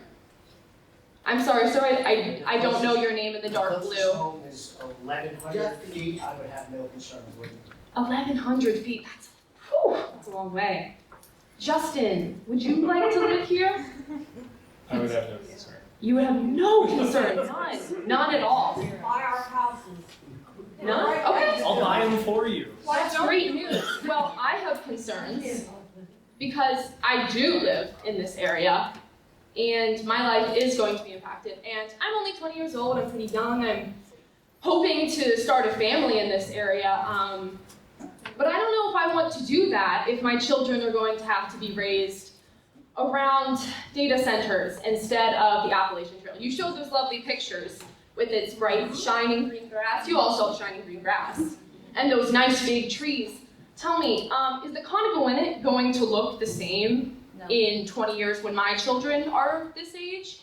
And they have all that shiny green grass? The Conegawinet will be improved. Oh, improved? How? Are you going to improve it? The positive benefits of this development on the community, both financially and generationally, are immense. And I would have you research that topic before you talk about permits that you may not fully understand. You're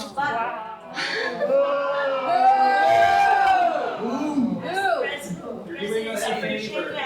Stop our time. Push the button. How is the Conegawinet going to be improved? Those water levels going to rise? Those fish populations going to climb?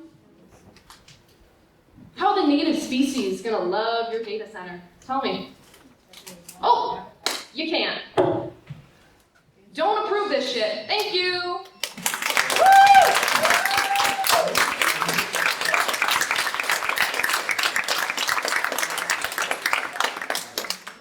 John Manis, 255 Wolf Road. What was your address? I didn't get your address. 3 Essex Drive. Oh, she said it. Yep, she said it. She said I heard her say it, I just didn't catch it. You be good. Okay, ready? Okay, good. To your question, sir, about the University of Arizona. They state downwind air temperatures in urban areas like Phoenix will rise as much between 14 and 25 degrees. That's from the University of Arizona. Want to hear another one? University of Cambridge, over a 20-year period, noted that the local temperatures rise between 4 and 16 degrees where large data centers exist.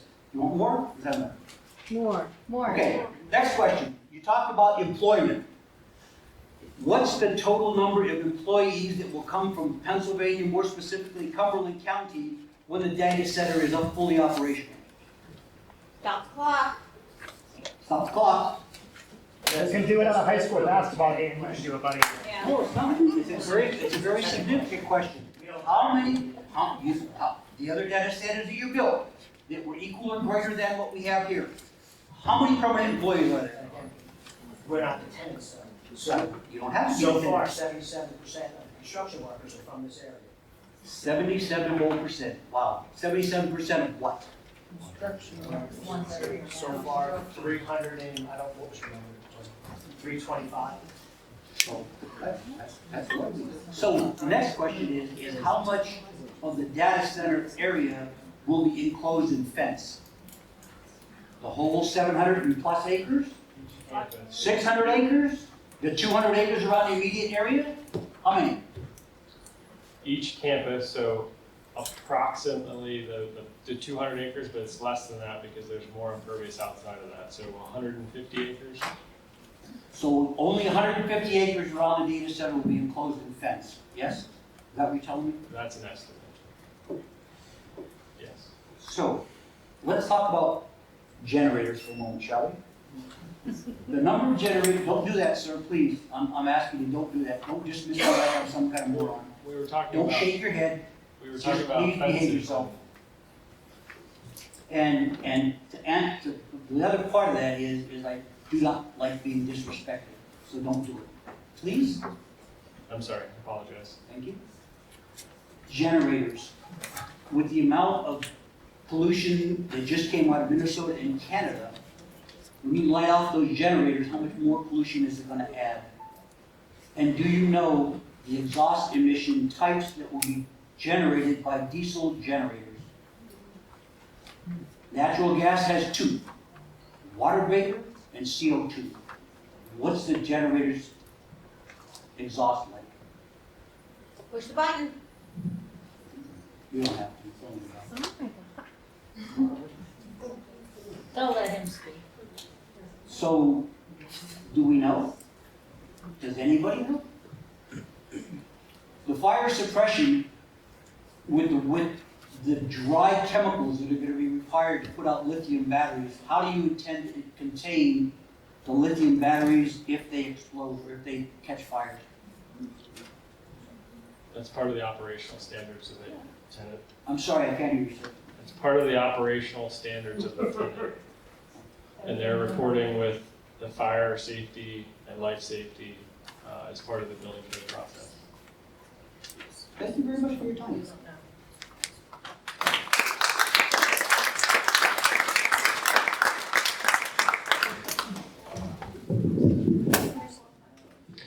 My name is Andrew Dembski. I'm at 430 Bernhazel Bridge. My first question is about the sewer permitting process. I've seen component 3. Can you just speak to what the process looks like from there for this phase? So sewage, Button. Jeez. Maybe pay attention. sewage planning for the project for domestic sewer has already been approved. That was approved for the property, so sewage planning goes with the land. That was approved for the Cumberland Knoll residential development with pump station on site. The industrial wastewater is a separate permit process provided or requested by the applicant with SRBC and those aspects. DEP asked us to submit a component 3 that documented the current demand that was approved on site, as well as to confirm that the downstream conveyance of additional industrial wastewater was satisfactory. So the component 3 was solely looking to make sure the pipe sizes downstream of that water flowing through the system was satisfactory.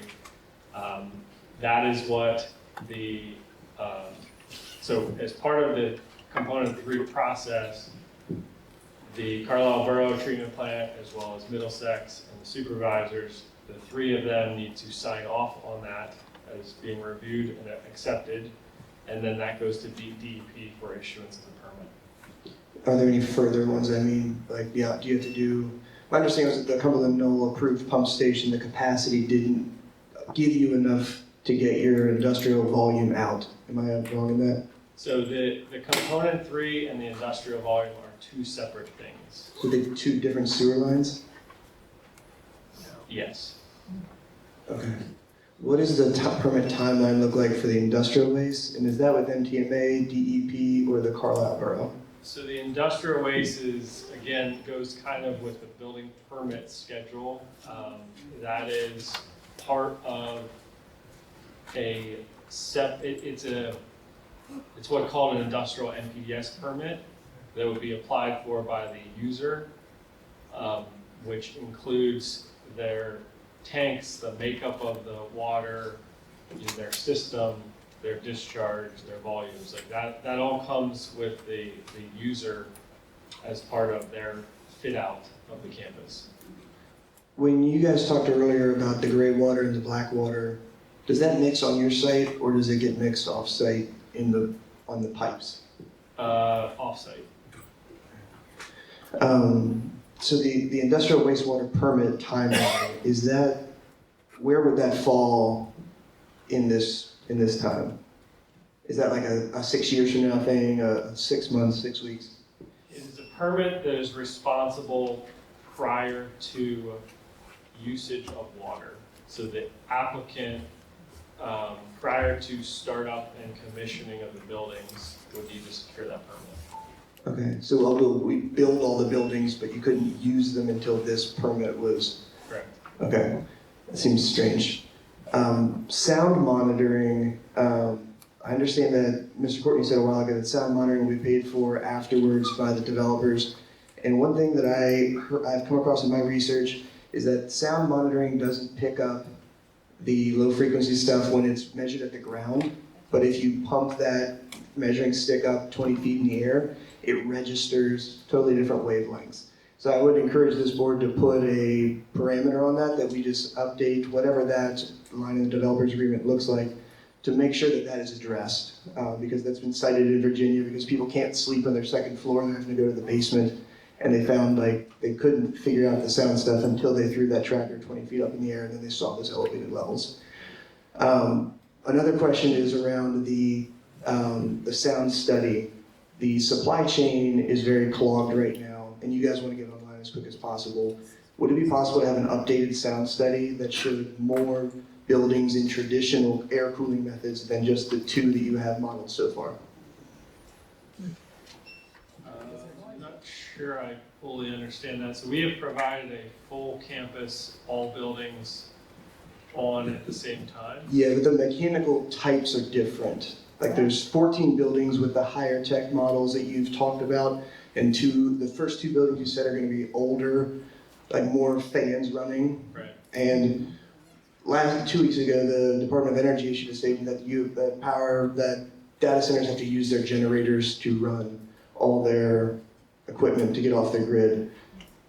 So that plus the fact that you might have more buildings with older units, and that sound study on the low frequency was pretty close to the limit. I'm wondering, could we just get a model of what that would look like if you have to deal with supply chain issues, which could happen? So I think we've covered your question this morning. Rather than a sound study, we are documenting with HRG and their sound consultant the actual number of fans, the number of generators, the number of sound emitting devices that we have assumed within the model. Specifically so that if there is a change when the building permit is submitted and there's 10 of these and we said there was 8 of these, then Mike and Mark's team can flag that as a change and require additional modeling if that were to occur. So I think it is addressed because we are kind of putting a checklist menu together of this is what we've assumed in this model, and if there is a deviation, then we would be required to do an additional model. But it puts us on the back foot as residents that are living with the impacts, because we can't see that until the mistake is already there. You have to rely on township. I think I'd address that the same way that I addressed a comment a little while ago about the tanks, which is that if the plan is approved, that allows the developer to build what's on the plan. If something changes, if they want to build a different style of building with a different footprint, different HVAC system, what have you, that's not part of the approved plan, and then it would have to go through a process to amend the plan, revise the plan.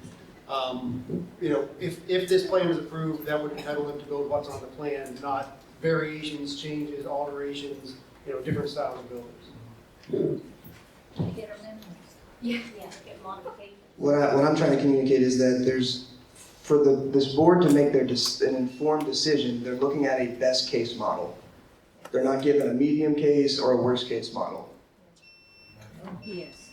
I don't know that that's accurate, and that was the subject of some of what we talked about this morning, which is that if the models of generators, HVAC equipment, fans, louvers, any of those items that are included in the sound study change, if they come in with something that's quieter, no problem. If they come in with something that's louder, then the approved sound study is no longer valid. It goes to the same point of, you know, an approval entitles them to build what's approved, not anything and everything.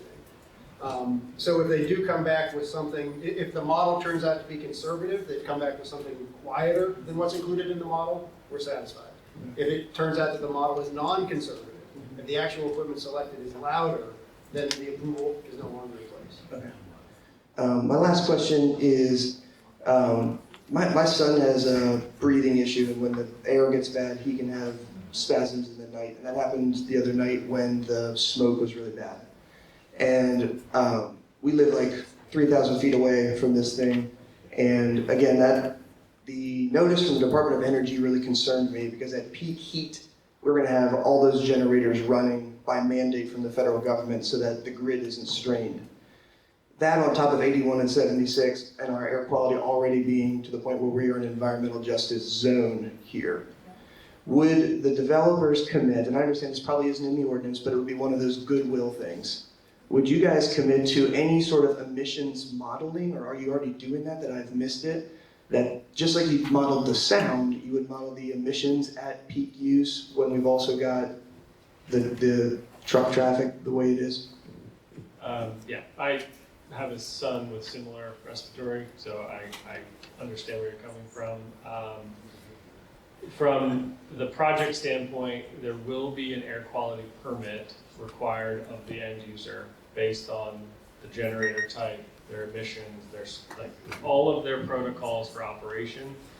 That is a permit that they will secure with DEP that goes through all of those requirements. It has to do with co-location and all the emissions that are associated with that. So that is part of the project process. Once again, we have to wait, and we can't see it up front. And there's been a lot of talk about how this campus brings a lot of benefit to the community. But time and time again, we are told to wait and to trust you, and there's deep pockets and things will work out well. I'm trying to be controlled. I wish you guys would just do above and beyond.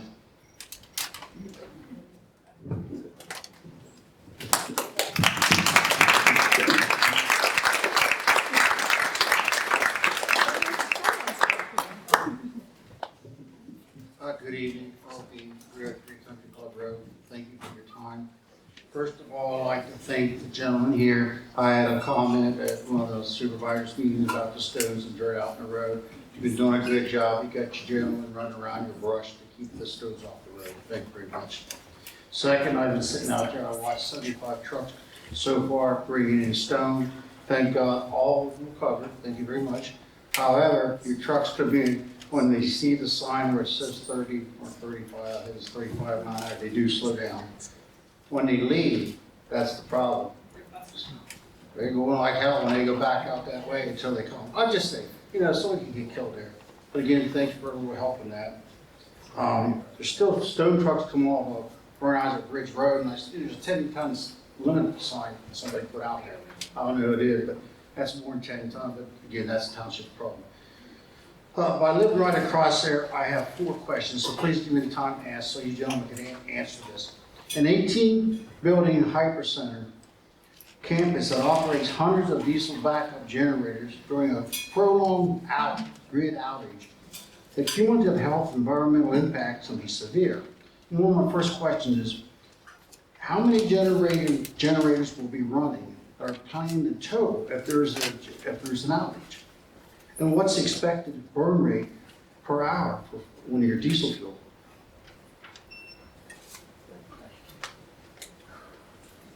I can answer that by saying the majority would be, so each building has several backup generators. So I don't know the exact specific number offhand, but the majority of them would be running. Some percentage, let's call it 10-15%, would probably not be running at that an emergency situation. Correct. As far as the fuel demand, I have been told that these campuses probably would receive fuel twice a year. So again, that's based on testing and some other things. So, you know, there is, I don't have the specific burn rate offhand. Per hour. I'm just saying, I have big cat generators at warehouses, so you should know how much fuel that burns. Thank you. Second question is, what are the cumulative air quality impacts if all generators run simultaneously for 72 plus hours during a regional grid emergency? Has an air dispersion model been submitted to the county health department? So again, that would be part of that DEP air quality permitting. I don't even know exactly what's in that, but they would talk about operations and those features. But that's an end user requirement.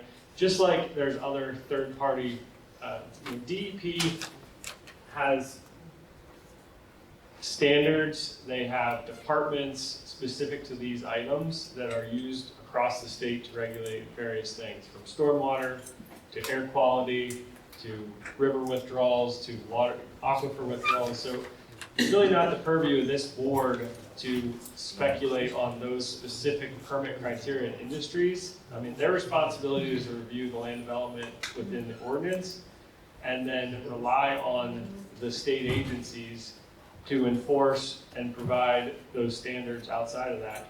It's not uncommon to approve a plan where a PennDOT HOP permit or a DEP permit is still outstanding because those are the expertise of the third-party agencies that,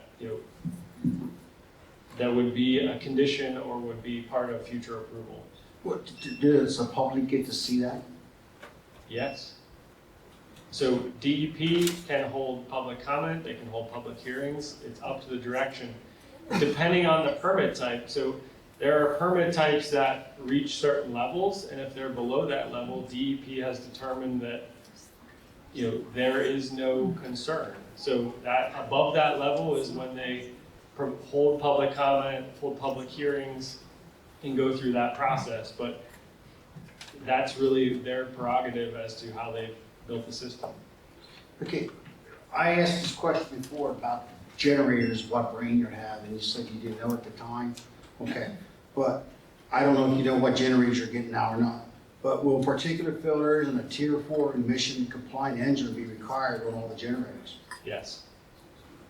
Okay. I asked before one time about the storage. You said all of your diesel fuel is going to be stored just in the pipelines going to the generators? So the generators have belly tanks. So each generator will hold its own fuel, and then there will be a system connected so that fueling occurs at one point. Yeah, so ours have a 100-gallon belly tank, but again, we fill different. So you're just saying there's going to be a pipe run to each one? Correct. And, okay, and is there a plan to be filed with the EPA on that? Yeah, I believe DEP acts on behalf of the EPA for various air quality and other permits. And one last question, does the developer have a certified spill protection control and countermeasure plan as required by the EPA? That would be a requirement of the fire marshal, and it's part of that tenant operational safety and hazards document that would be provided to Mark in the township. And I forgot about the last one here, this is personal, but living straight across the street. So if I have an air study done after these buildings are put up and a sound study, I don't care if I have to, what I spend for this, and it does not meet your township, you're gonna have to change that? Absolutely. Okay, thank you very much.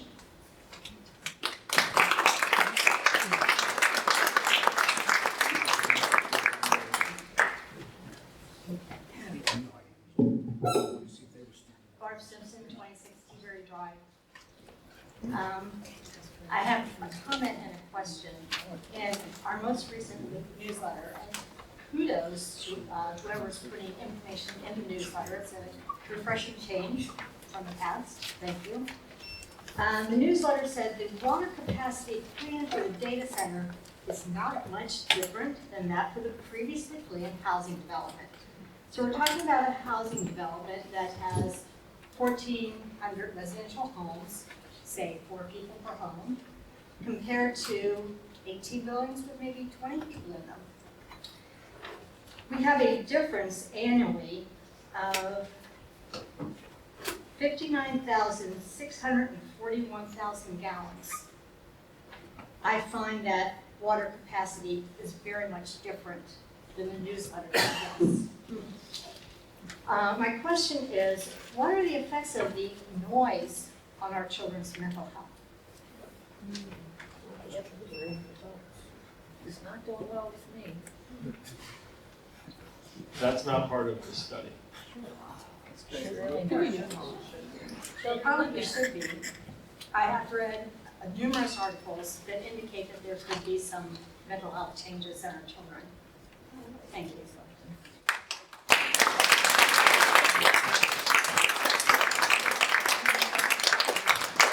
I can add some context to the information about the water capacity for the previous subdivision. And Bud's on vacation, but he and I have had this conversation. He was here when the previous residential plan was approved. The total demand for that project was about 300,000 gallons per day. This project is about 400,000. So it is certainly an increase, but it's not 0 to 400, it's 300 to 400,000 gallons. Viola Beverly, Country Club Road. So I stood up here many, many times, asked a lot of questions, given a lot of context. So I'm here tonight with a heavy heart. Over the past year, I've attended so many of these meetings. I've missed very few. And previous to that, I attended meetings as well for the development going across the street, for lights that are going up at some of the buildings across for the tractor trailers. So I've attended these meetings, maybe not as regularly as I have lately, but I have attended because this is my community. It's my home. It's my neighborhood. After reviewing my notes and posted minutes, I remain deeply concerned about this project. How has it not reflected the living experience of many of our residents? I understand not everyone's opposed to PAX 1, and I also understand some may not fully see the scale of what is being asked of the people who live closest to it. The project has an impact on our land, nearby families, the Appalachian Trail, our local waterway, the wildlife that belongs to all of us. I'm also concerned about the purpose and the long-term use of the information housed of these buildings, and whether it supports the freedoms and the way of life we value. For those of us who live here, this is not an abstract development issue. It is the sound we hear. It's the dust and the diesel we breathe. It's the trucks on our roads. It is the worry that the safety and peace of our homes are being treated as an acceptable trade-off. What has hurt the most? Really, the residents have had to push repeatedly for protections that should have been addressed prior to any work beginning, ordinances that have not been reviewed and updated in a timely manner. Blasting and inspections and relevant meetings come after blasting has already started. We've asked for water testing, and we're still waiting. Noise protections remain inadequate for the people who live with this day after day. The low frequency sound from machinery, it's not inconvenient, it's physically unsettling. Trucks are damaging the roads, and some drivers move through our residential area as if the people that live there aren't. These are seniors. We all matter, all of us.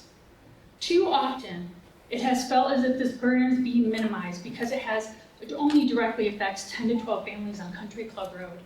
But no family should be treated as expendable. A township's responsibility is not only to manage growth, it is to protect the people who already call this place home. So I ask, who decided this was what our community wanted? Who decided this was in our best interest? What protections will you place now, not later, not after you voted yes, to safeguard us, our water, our roads, our wildlife, and our quality of life? A community agreement may be a step in the right direction, but it cannot replace accountability. Please do not ask residents to accept money in exchange for our peace, our safety, and our trust. Do not sell us for 30 pieces of silver.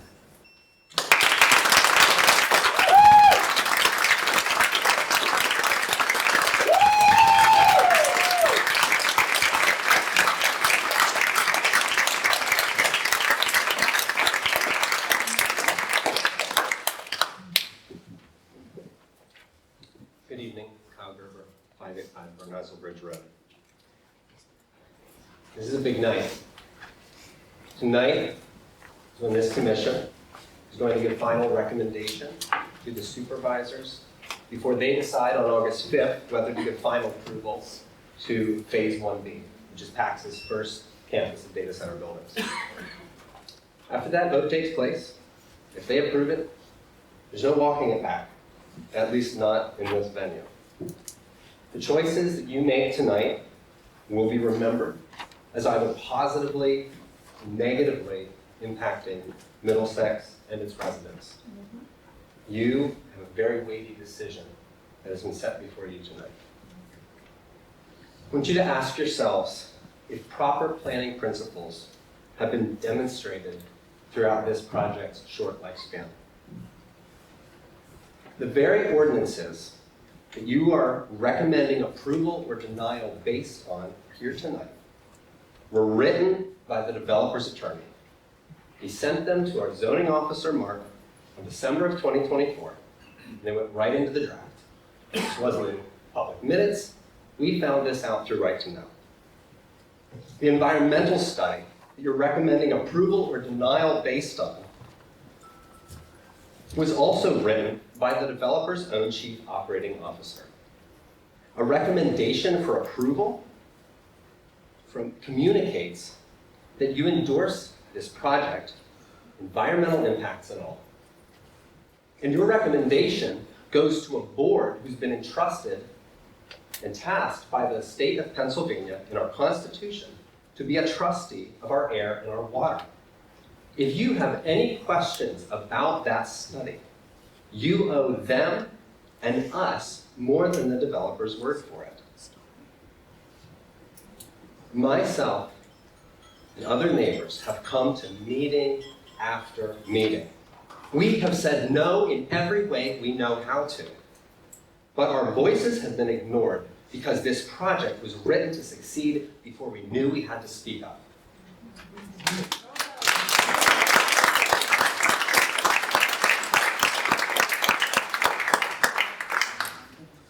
There is little humanity involved in the mere comparison of ordinances to project specs.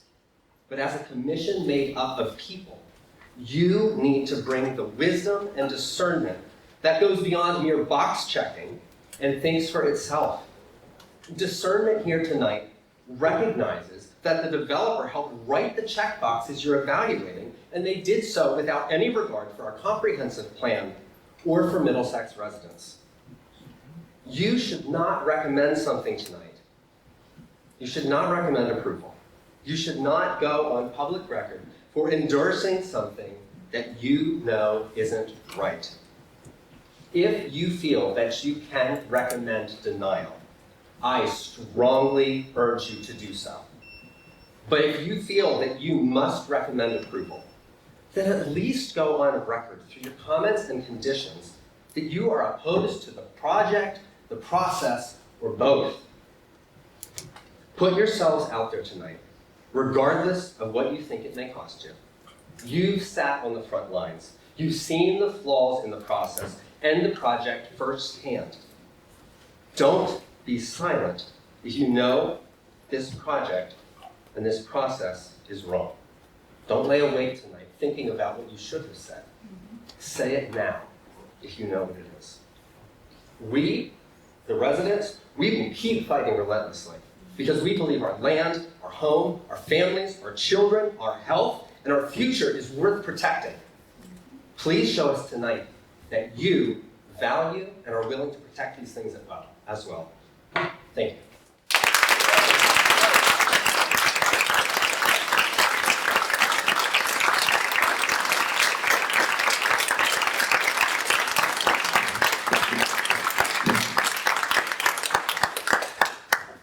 David Hutton, 28 T-Berry Drive. I've been here lived here 25 years of my life in the same house. I have a unique perspective on this because I'm a commercial developer, 4th generation in Carmel County. And what I have to go through to develop a 10,000 square foot building, and what we've had to go through over the last 108 years that our company's been in business is nowhere even close to what you guys are letting them do. So I'm kind of sitting here and trying to hold myself back because the lengths that I have to go through as a developer to get 10,000 square foot building built in Carmel County is like almost unobtainium. You can't get there anymore with all the DEP regulations, BMPs, stormwater. Stormwater is killing us. Almost every project I work on, stormwater kills the project.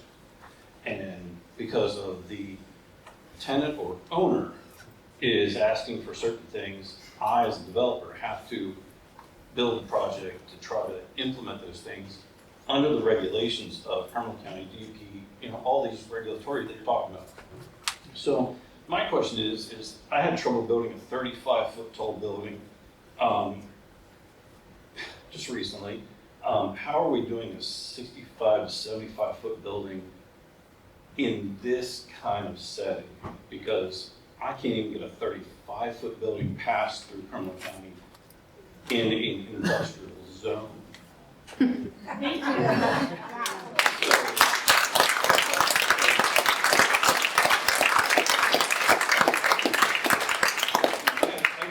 This is, I'm caught in the middle because I live at the very tip. I'm at 28 T-Berry Drive. I can almost see the site from where my kitchen window is or from my house. Same as Barb and other people that live here.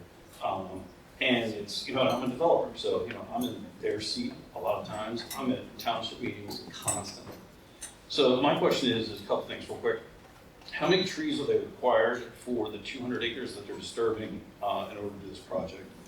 And are there ponds and, containment ponds, things like that on the site? I didn't really have a chance to review the whole drawings and everything, but I want to see, like, the kind of stormwater management that I have to do for a small $10,000 square foot building versus 18 buildings like this. I don't think that 200 acres is going to contain that because I did the math and it's something's missing because what I had to do for an acre versus 200 acres, if it's comparable, something's off. So it's like, the ponds would be massive, especially with the kind of it being within so many feet. And I know that there's stipulations of when you're close to a water source and those tanks are that close. I've never been allowed to put tanks that close. I'm doing a building right now that has one generator, and they're killing me on one generator for a building in an industrial area. So I can't understand if there's going to be more than one generator. Like, how are they getting this through? Like, it's just 600. Well, and I know what it comes. So I also had to put a sound containment unit around my generator for this commercial development project.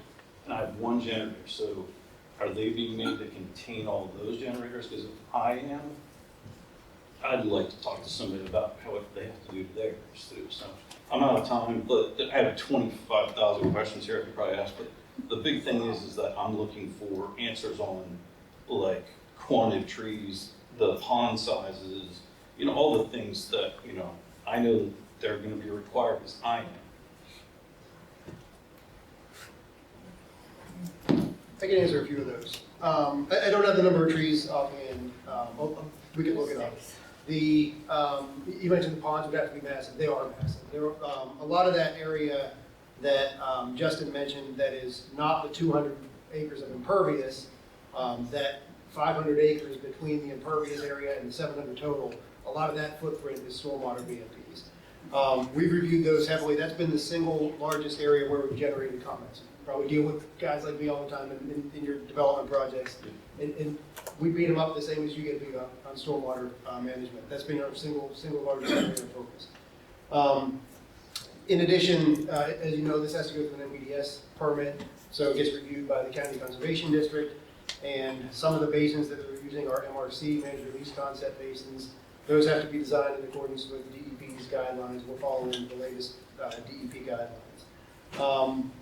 As far as generators, I'll let Justin speak to that, but you mentioned sound enclosures. I believe they all are intended to go in sound enclosures. That's part of the sound study. There was one other part of your question, which I don't recall. Oh, the building height, I was, yeah. We've reviewed it for what's in the zoning ordinance. That's the best I can do. And I would say, I mean, this appears to be kind of, you know, a meeting for approval. These plans were first submitted probably a year ago. So it's been a year of review and approval, which is, you know, I'm sure you've had that consistency of time and procedure, but they have been scrutinized heavily on many reviews and coordination meetings. I know about time, I apologize, just, I want to make one comment, is that anytime that I've had to go from a residential use to a commercial use, anywhere in Cumberland County, there was a change of use, like drama that I had to go through, and it was lengthy. So I'm just curious, like, what happened to that change of use, but I came in a little late to that, so. 35 days. I think the short answer to that question is that the parcel was rezoned between the time when it was a residential development and when this plan was filed. 35 days.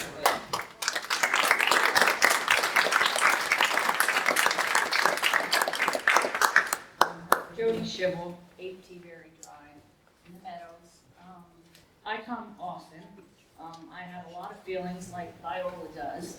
Where she lives, she sees it. Where I live, I do everything but see it. And I will see it in the fall because I'm set up in a spot that all the trees, when the stuff falls off, I have the view. And I have the sound. So if this plays, I just want you to hear something. If it'll play. If it doesn't,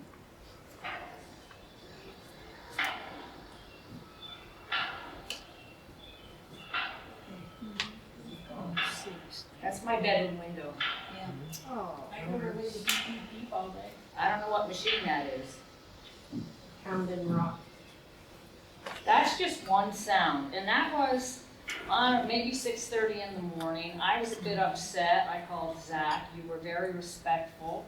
I will say that, and I probably was going to send a letter off to you, but you know, I'm busy enough. You all know how I feel. I don't feel a lot that these letters I need to send them because I have a lot of support and they all think the same thing. But, so that noise is a big issue. And I'm wondering what all the next noise is gonna be when you start bringing in buildings and dropping things down. And, you know, I have a pool out back. That's my family area for 33 years. I saved everything to live where I live. I was stationed here when I was 18. I married here.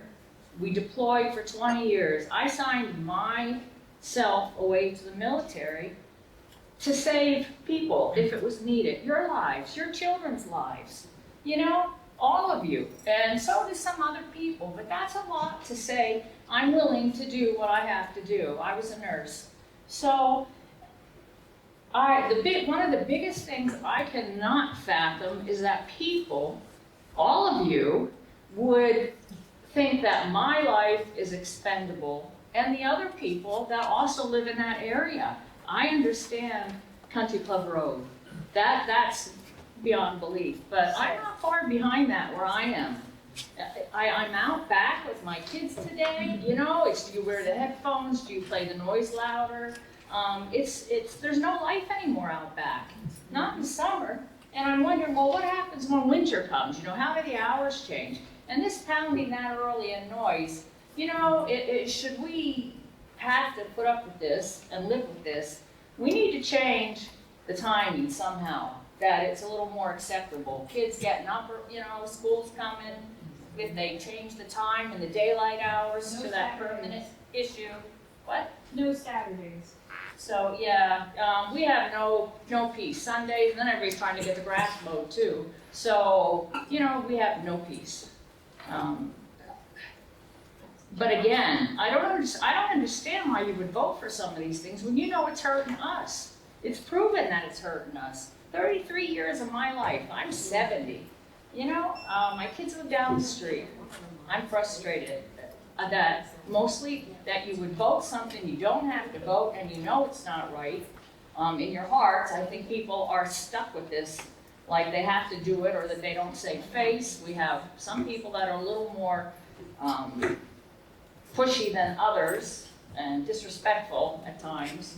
I'm trying to be the best I can be. I'm out there, I'm trying to support everybody. And it takes all the life away from my children, you know, my grandchildren. This is time I want with them. You know, how many years do I have left? My husband has cancer. How many years does he have left? So, in other words, I don't understand how you could do this to so many people. There should have been an answer for them first. And there still needs to be an answer for them, whatever it takes. And maybe you have to come to a different plan.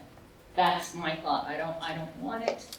I never wanted it. I think they need to be somewhere else. Not that I don't want a data center. That's not my point. But to put it there and just drop it in for all of us who have lived here forever and have children. And that's it.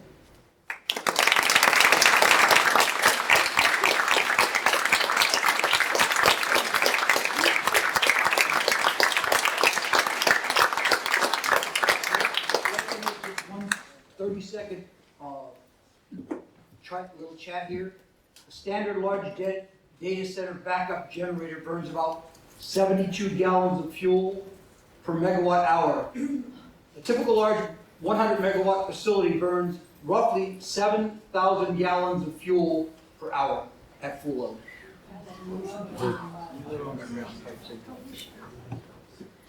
Thank you.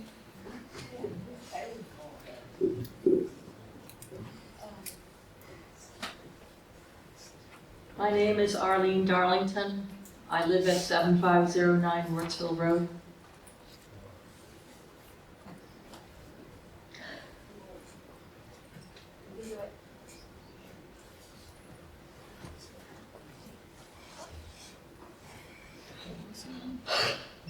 My friends are hurting. You're hurting my friends. It's okay. Go ahead. To the PC.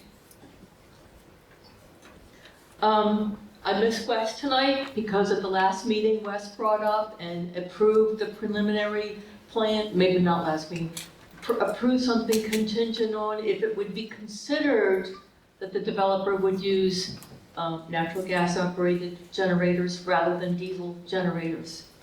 That would eliminate the noxious gas, the nitrous oxides that the diesel generators emit. But I didn't hear anybody bring that up. So I guess if Wes isn't here, then Wes's comments die. So let me be Wes's voice and bring that up again. And I don't know if you ever got a response from the developer offline.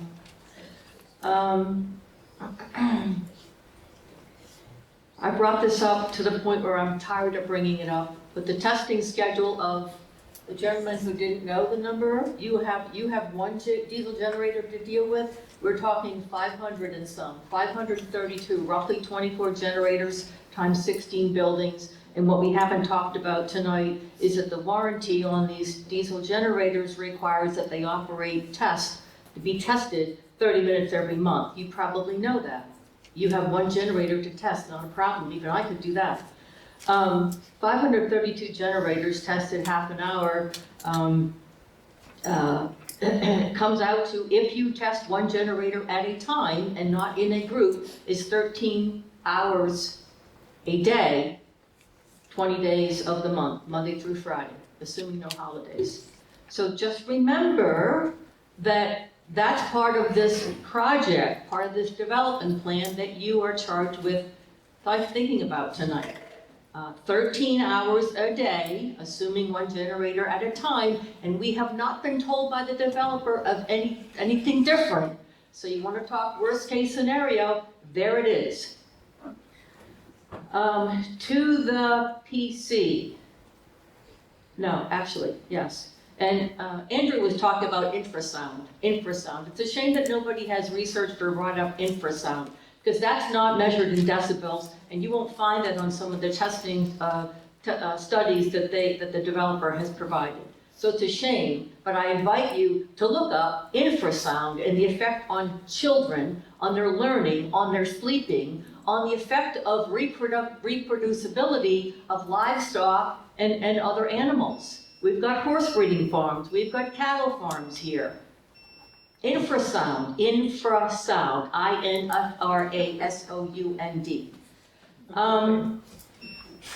haven't asked a question yet. I don't know if I'm going to.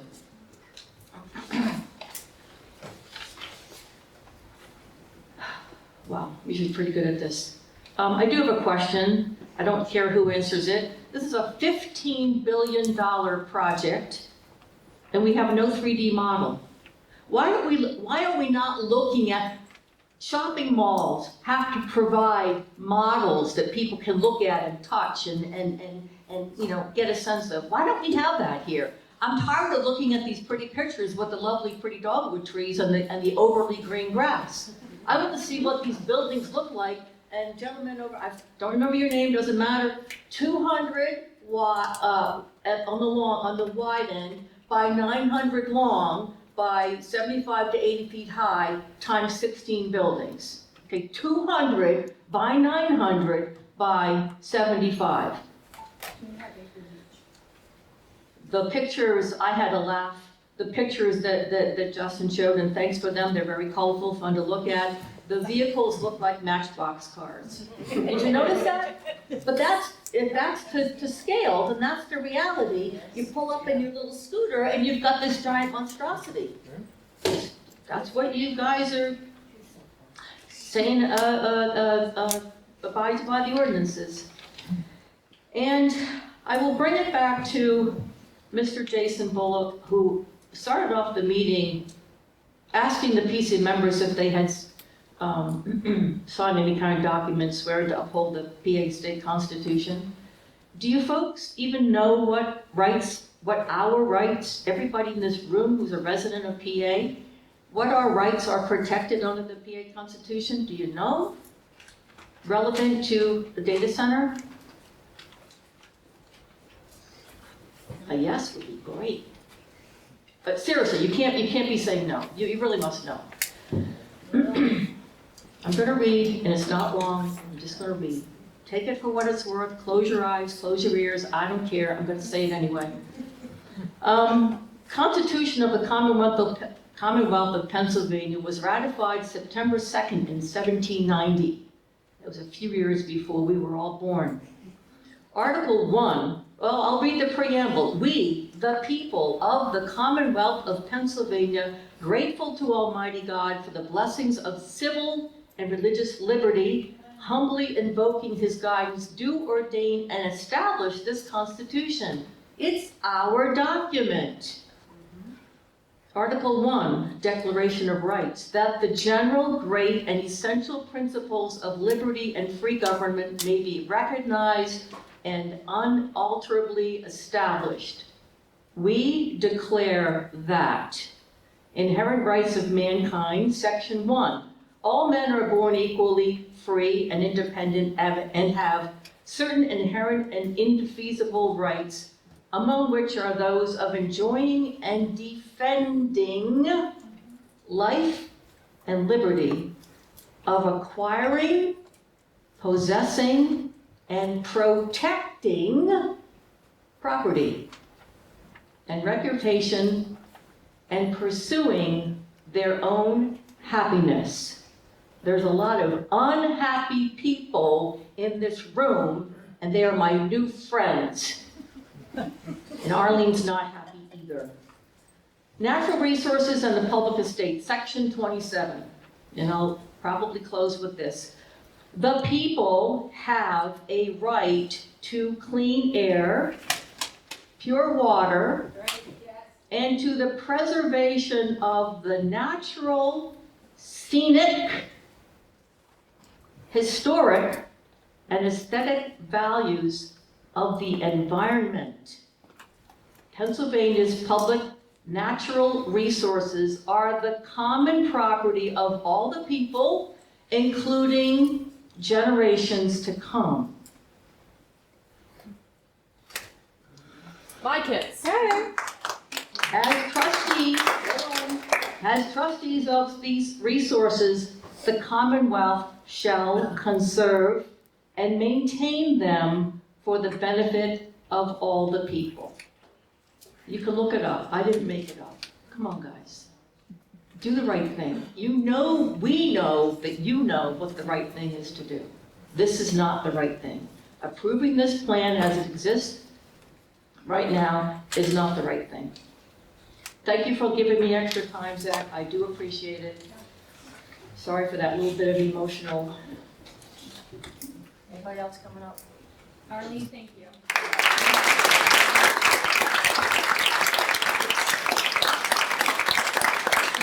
I want to say one thing. The township said that, don't scream me. You get one, everybody gets one chance to speak. You've had two tonight, so. It's fast.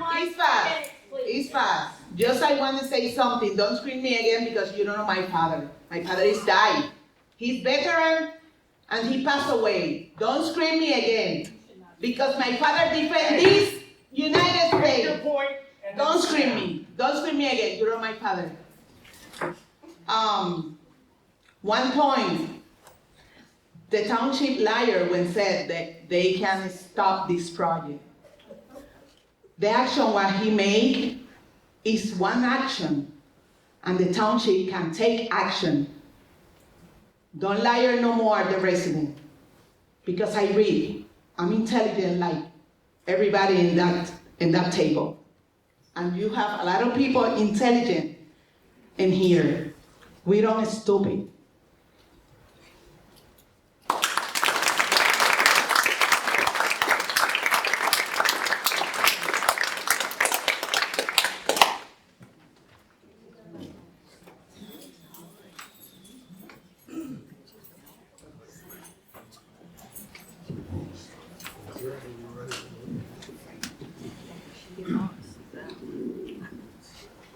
We've reached a point in this particular plan where we will be casting a vote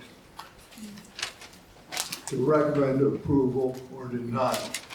Let me remind everybody and the Planning Commission, I've been here for over 20 years, so I've been reminded many times. Our vote to affirm or deny this, to approve or deny, has nothing to do with whether we like it or not. We are charged with the job of reviewing this. Does it meet the ordinance?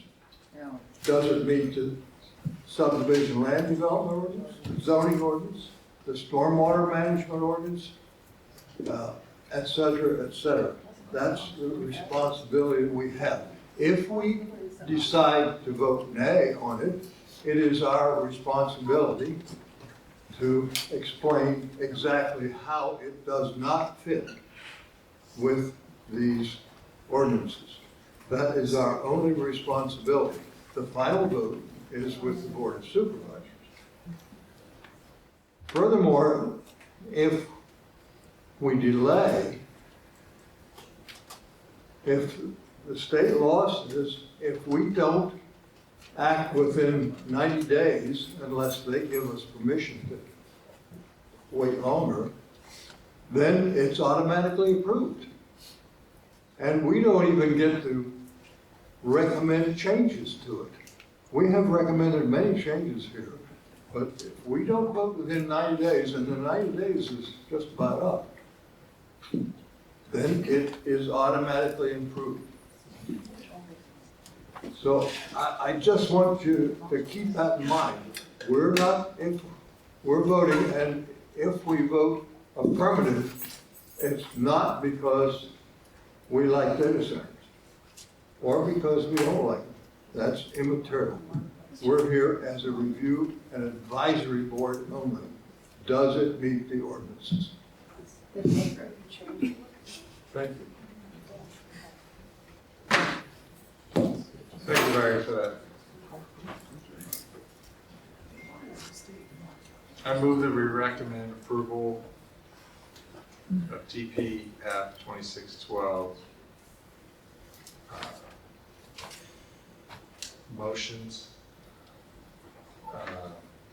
not motions, but the waivers and modifications that are listed in the RG, not RG.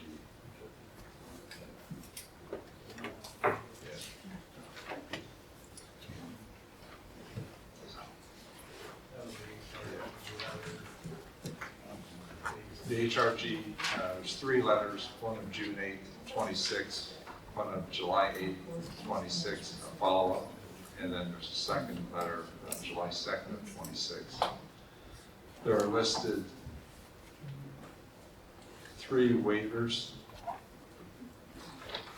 and 6 modifications.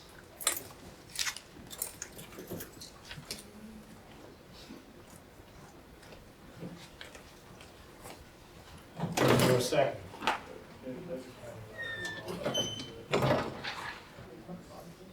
County letter doesn't include waivers or modifications. That's correct. And this is just. That's where I was getting a little confused, yeah.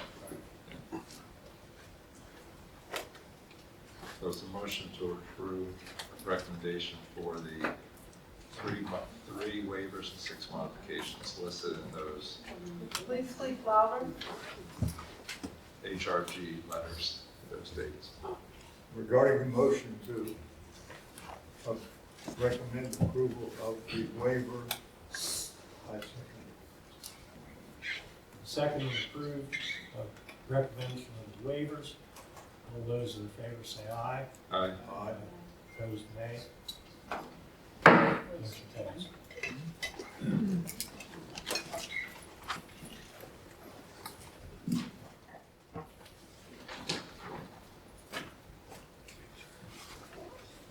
I recommend that we approve the TPF 2612 plans, that the conditions listed in the review comments of the Cumberland County Planning Commission review report number P26-369 dated May 20th of 26. And that all the conditions listed in the review comments of the HRG letters of June 8th, July 8th, and July 2nd are satisfied.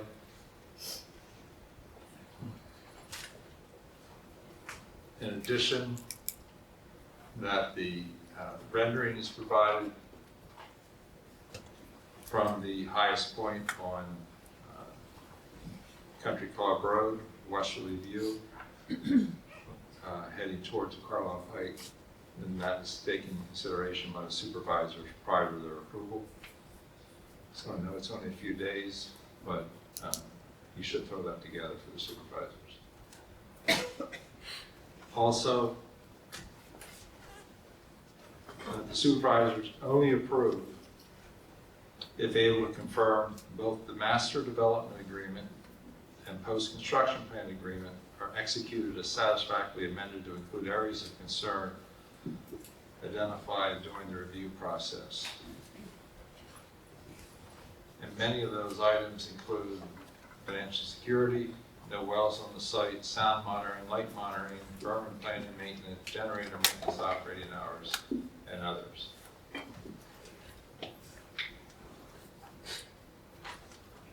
That's motion set.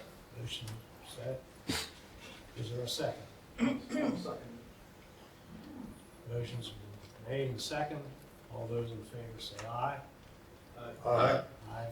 Opposed, nay. Nay. All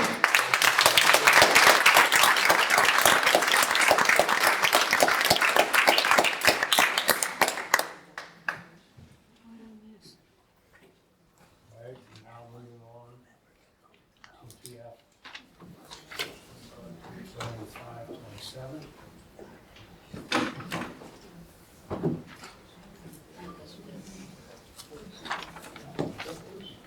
We'll try to make this speedy. We did present this last meeting on the PC. This is preliminary plan development for phase 3 campus. Again, phase 3 is the bottom left portion of the site, opposite 1B, which we just spoke about. This layout is materially similar types of buildings. There's 5 buildings on this campus, and stormwater surrounding. And I just wanted to show, this is a kind of a 3-dimensional, of that 2-dimensional plan for campus 3. Again, storage tanks on the southern, an office building for administrative processes for the campus, security entrance, and then the 5 data center buildings. Similar prototype as the back 4 buildings. Same layouts and recommendations, part of the sound study, as well as landscaping. So this is again, the layout that's been presented and reviewed by HRG.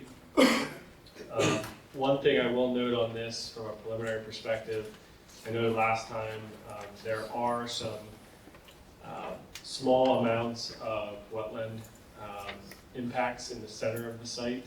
There's an isolated wetland in the center of the site, and there's a culverted pipe that goes across. So we're relocating the pipe culvert that currently exists there.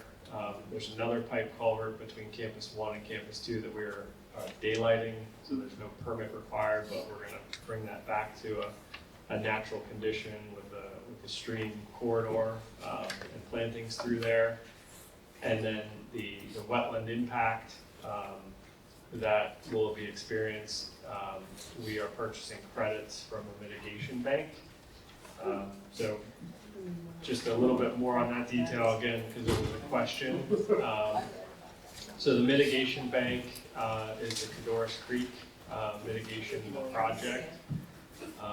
That project is in York County. That's part of the watershed. Mitigation bank credits are the first in order of preference by DEP. There's mitigation bank, there's fee in lieu of, so you can just pay a fee to DEP and not provide anything back. And the third would be an on-site or an off-site permit responsible mitigation. So we would build our own mitigation bank. DEP prefers the mitigation bank credits because it provides large habitat improvements that are together and cohesive, which translates better than small little ones around the region. So Cadorus Creek, for instance, it's an 18-acre wetland restoration project that has been completed, and now they're selling credits. The Turnpike and PennDOT have bought majority of the credits for projects where they have impacted habitat, and we are purchasing 3 times right now the credits that are required for this project to ensure that there's adequate offset. That project has almost 2,200 linear feet of stream restoration, and there's about 32,000 trees that are planted as part of that project. So Our private funding will buy equivalent offsets and pay into to support that project for our mitigation needs. The last thing I'll note, when I say small impacts on the site, when we go through DEP and Army Corps permitting, the first intent is to avoid, the second is to minimize, and the third is to mitigate. So we are mitigating a small fraction after we have avoided the majority of the site and also minimized through the project design and development. There's approximately 123 acres of wetlands on the 693 acre property. Majority are along the Condaguina Creek, but there are a number of fingers that come up into the project.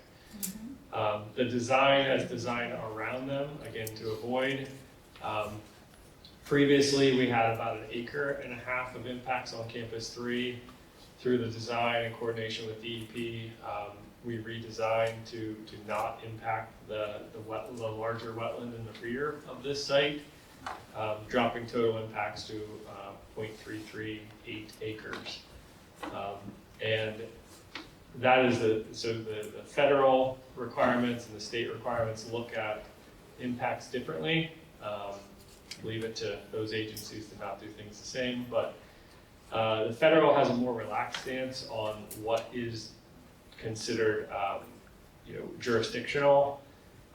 In this case, the same impacts on the federal side, only equivalent to 0.097 acres of impacts, while the state says it's 0.338. So we'll mitigate to the higher number and we'll offset to the higher number, but we do get permits from both agencies. So of the 123 acres on site, we're talking 0.1% of total impacts across the entire project, which is very good from the standpoint of most developments for this scale. So the last topic here again is waivers. Up to belabor the point, I guess we need to go through them. Try to do this quick because they are almost identical to the ones we went through before. Plan scale and plan size and location map scale. 501A2 and 501A6. Those are provided, just slightly different than the ordinance requirement. The next is meets and bounds for easements. This is a deferral, as we talked before, and being a preliminary plan, these will be provided on the final plan. They're just not provided yet in order to ensure that they're the ones we need on the final plan. That's a deferral waiver from 501C19, 303J12, and 303K12. Next, there's sidewalk along the interior access roads. This is a waiver of 703A2. I believe there's a note on the plan that the township can require these, and we would be required to install them at a later date if they are required.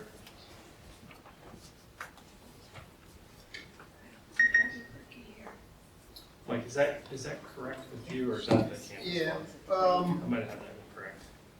We're looking for some clarification on these sidewalk and curb modification requests for this plan. I think we got that clarification on other plans, and I assume that you intend to handle it the same way, but we want it in black and white. Correct me if I'm wrong, but my understanding is that the request is for sidewalk and curbing along Country Club Road. That will be processed as a waiver, but with the standard plan note that says the township reserves the right to require that at some future time the developer has installed. I believe it's also the intent, but I hope you can confirm, that there would not be a curb and sidewalk within the interior access drives of the campus. Correct. That was our waiver note too. Yes. So 703A1 would be a waiver for no curb and sidewalk interior of the campus. 703A10 is that deferral and the note of the plan that at some later date, if the township would like that on Country Club Road, we would install it.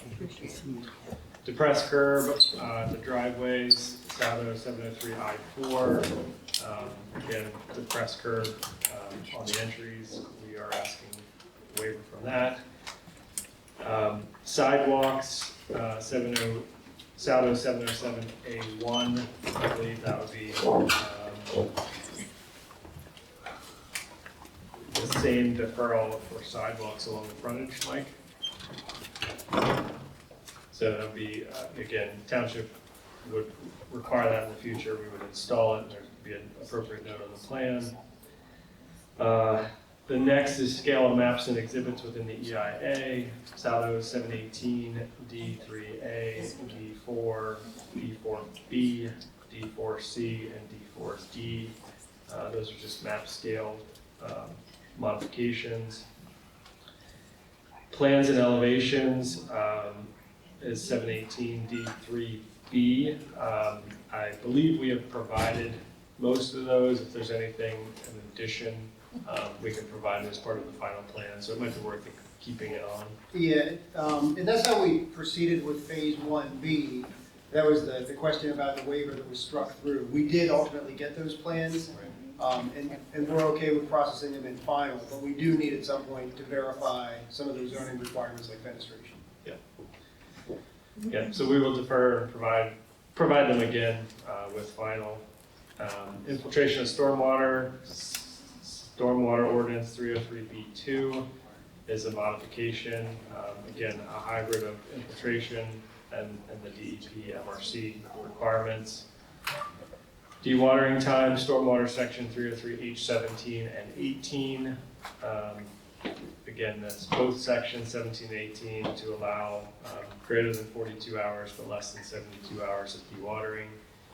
And then the last is detention basin side slopes greater than 4:1, a modification of stormwater 303J3 to allow slopes deeper than 4:1.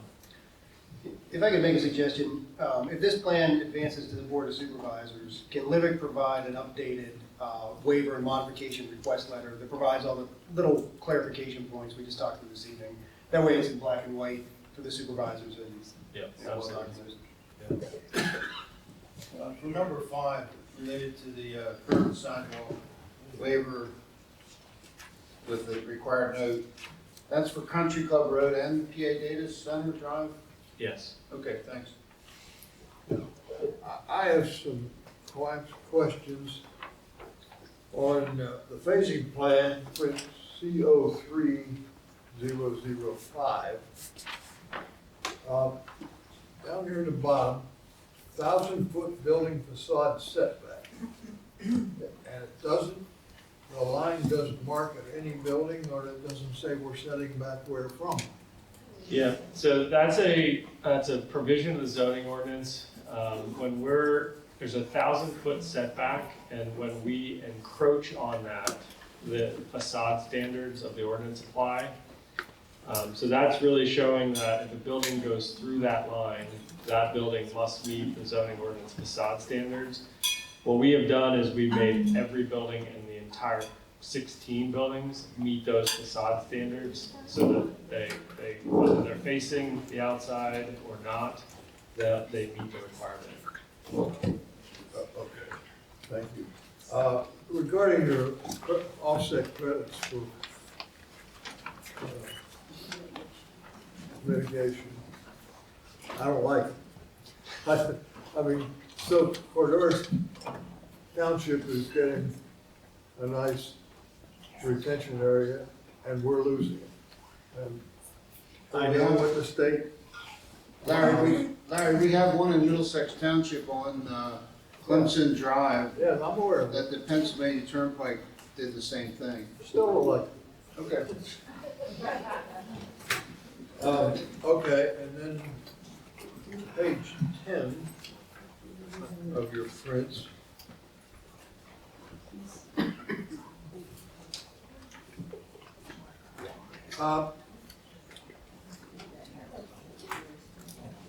Looking at this from the south, we're about 750 feet from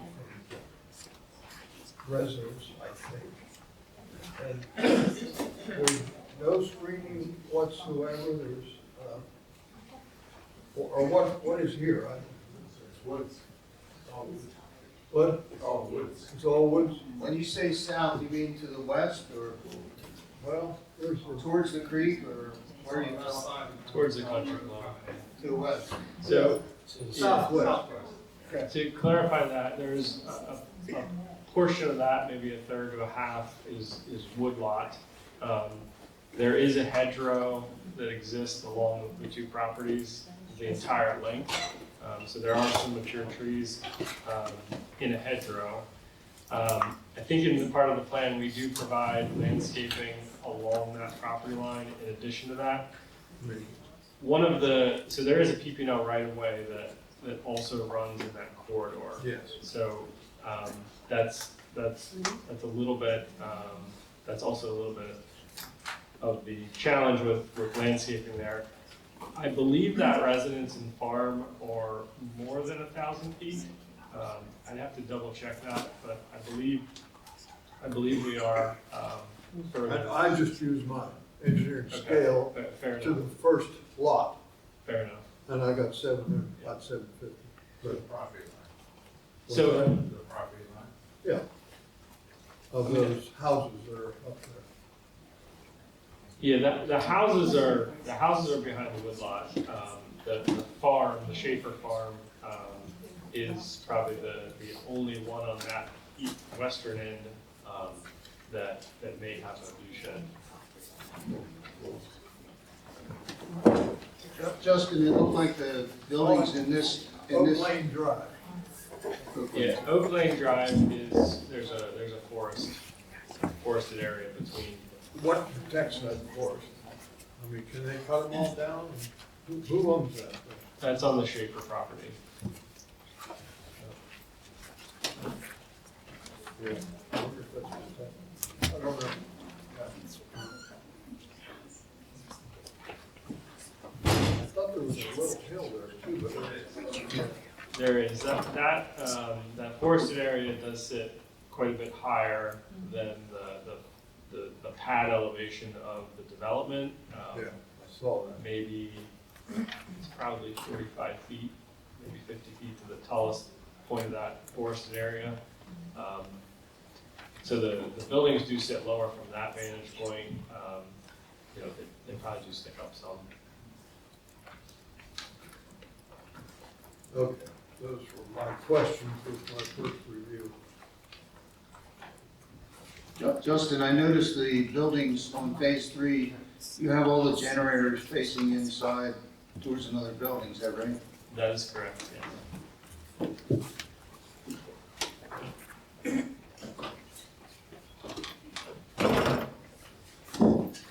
And these buildings will be basically the ones that we saw earlier. Correct. The front building is quite a bit smaller, just the orientation. The center buildings would match Campus 1, and then I believe the back two are actually shorter.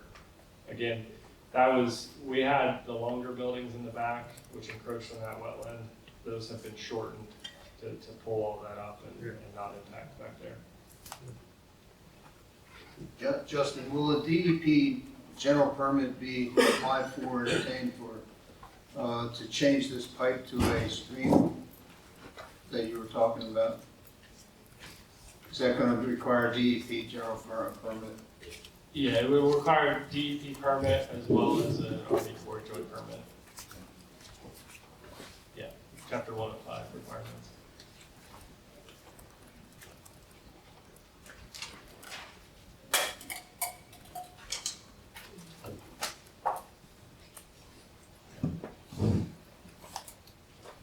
You've got a lot of water storage here, maybe it's no more than the other ones, I don't know. This was 4 million, 1, 2, 3, 4, 5. 12 million.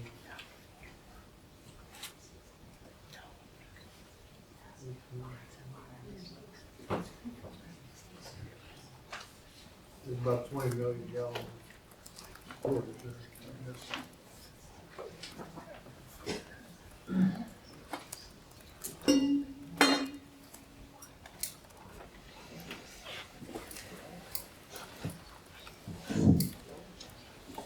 Anything else?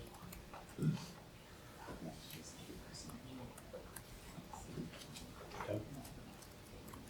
No questions? I have a question.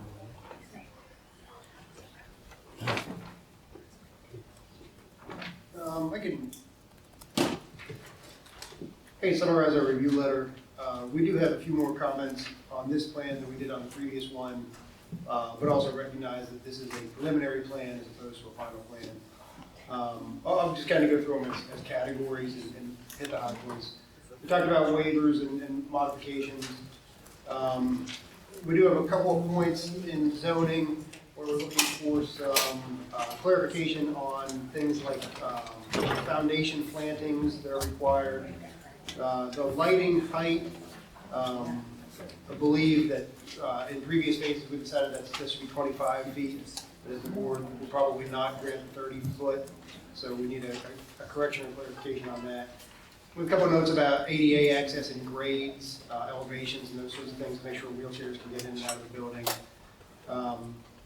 All the same conversation about noise that we just had with phase 1B applies equally to phase 3, so same points there. We need some outside agency approvals for this one. Final approval from the Middlesex Township Municipal Authority, final approval from DEP for sewage planning module. We need, in the final plan for this phase, a financial security estimate so we can establish the bond. Question about available site distance. Sidewalks are addressed with the waivers.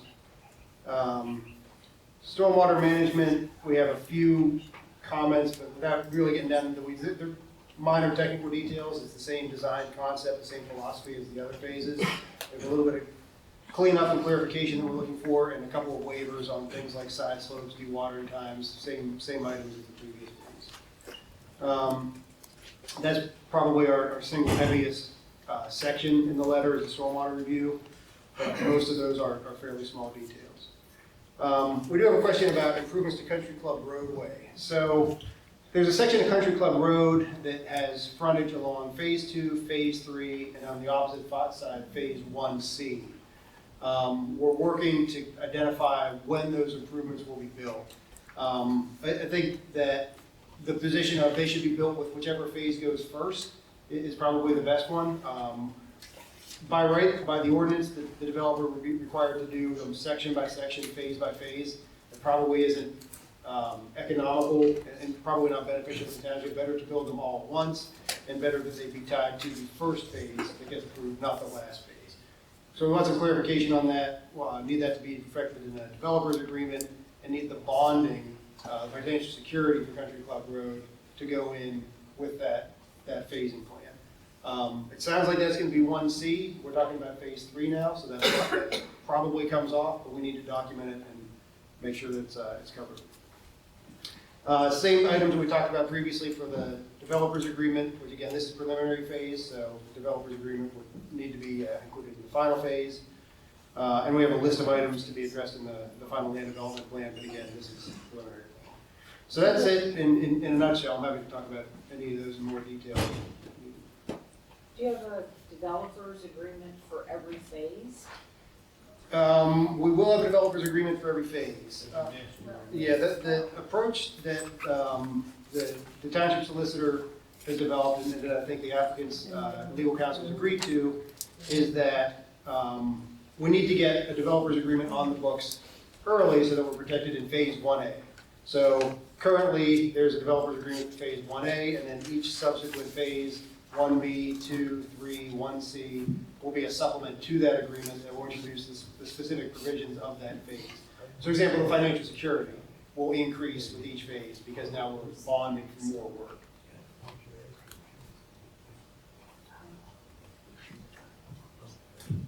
They mentioned a decommissioning bond, and we said that we do not have that. Is that in the developer's agreement? It is not, and my understanding, this is something that maybe the solicitor can provide input on. In the state of Pennsylvania, decommissioning bonds are allowed for a very narrow set of project types. Solar farms is one of them. Data centers is not.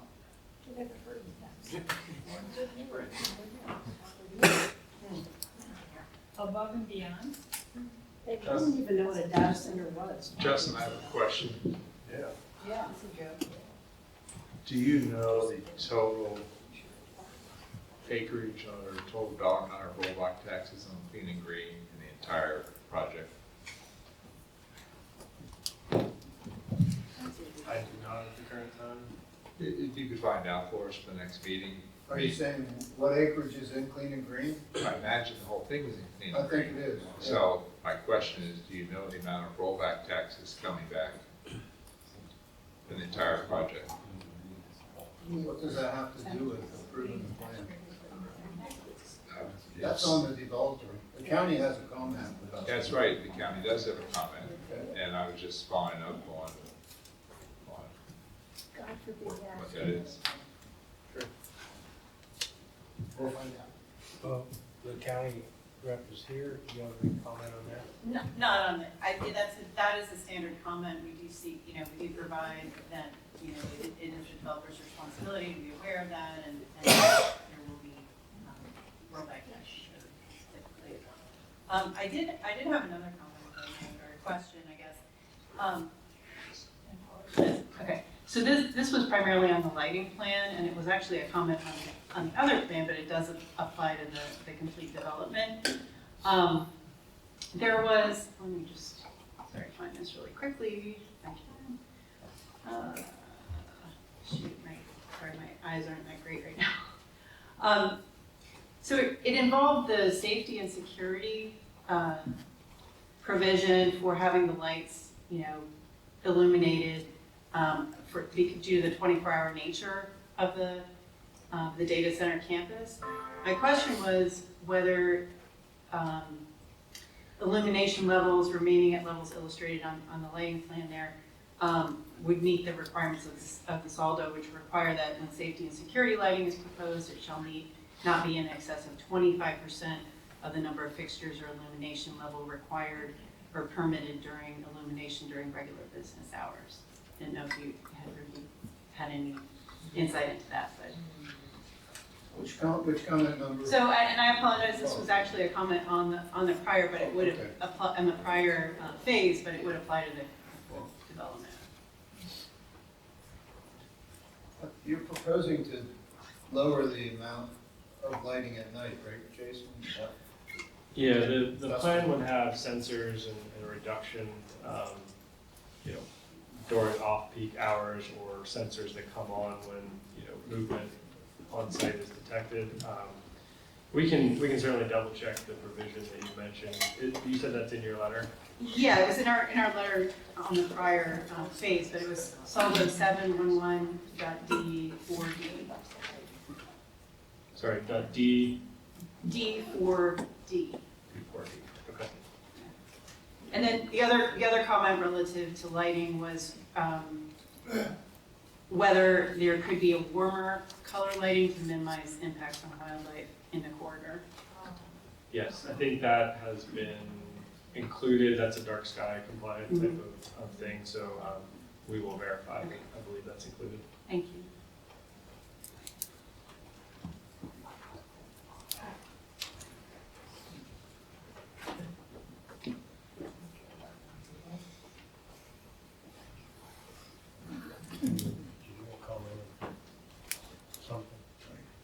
No, I kind of ran through everything that we have in our letter. Happy to talk about any of those in more detail if there are questions. You guys need a copy of the review letter? I have one.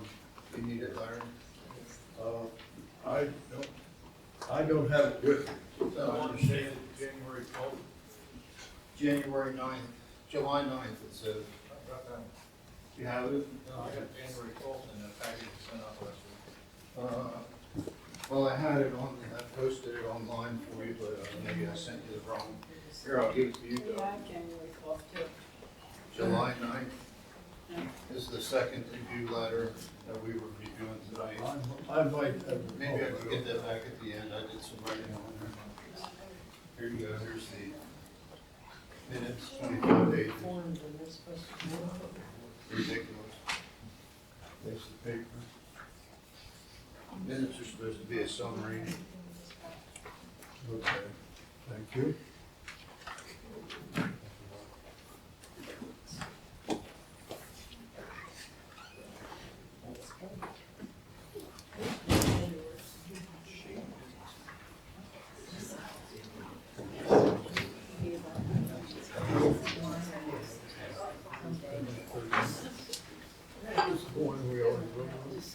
No, that's right. We didn't start.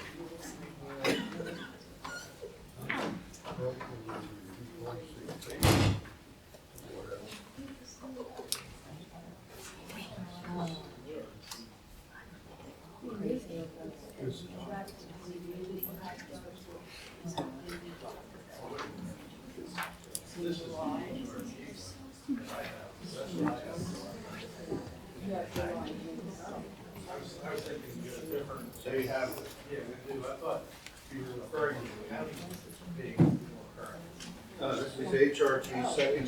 The county dated January 12th. No, we have the Okay. HRG. Good, thank you.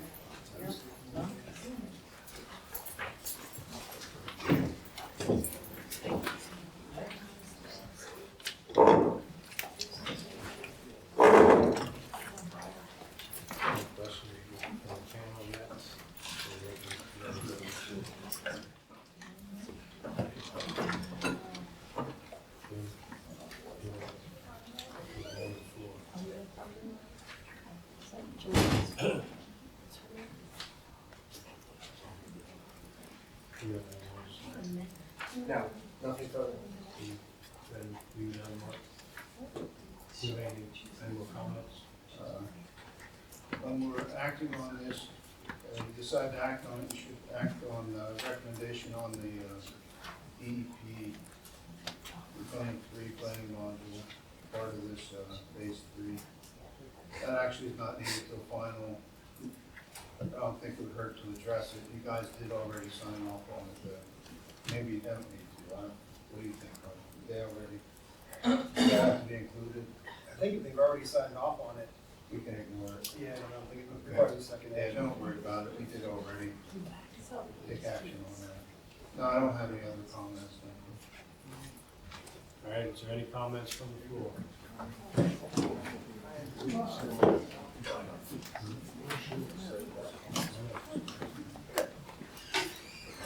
Jason Bullock, 19 Goldenrod Drive. I think we all know each other. I'm going to go back to this article that I shared last time because it seems that the development team doesn't seem to agree with what was published. And I mean, I know journalism fairly well. Whenever you make a mistake in journalism, you have to write a retraction. As far as I'm aware, the Cheyenne Daily Times did not write a retraction. And Cheyenne's sewer system is still not accepting the wastewater. So I will ask the question again. When this happens here, what is the plan? And this, again, this was construction, so don't point to your client or something like that. This was during the construction phase where they were cleaning out the cooling systems before they even used them. So what is the answer? Could you refresh what happened with the water? Sure, I'll read the whole article for you. Well, you don't have to read the whole article, just summarize it. Well, the fact that you're not familiar with it is interesting. Well, I'm not sure that I can read every article in the world. So to your point, the industrial wastewater discharge standards from MTMA, the Municipal Township Authority, regulates receiving of water. So whether it's operational water, construction water, commissioning water, those standards are up to MTMA to regulate.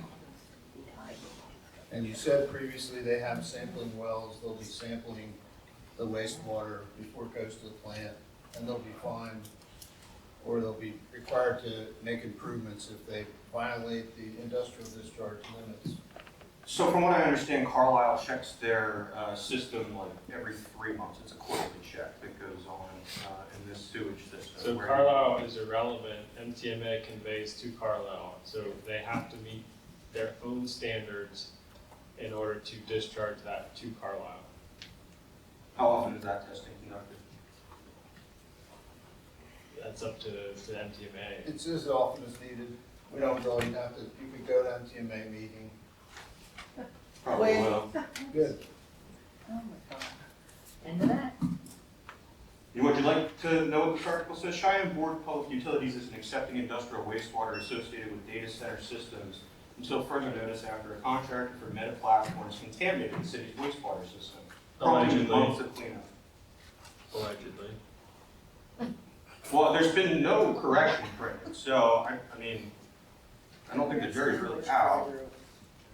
Allegedly. The announcement was made by the Board of Public Utilities on Thursday. And this article was dated July 2nd, 2026 by Kate Meadows, Cowboy State Daily, cowboystatedaily.com. Is there a confirmed source of the contaminant? Nobody's disputed it in any way that's meaningful enough to print a track. Is there a confirmed source of the contaminant? They're alleging there The is. answer is no. They're alleging So there is. we can speculate about this all evening.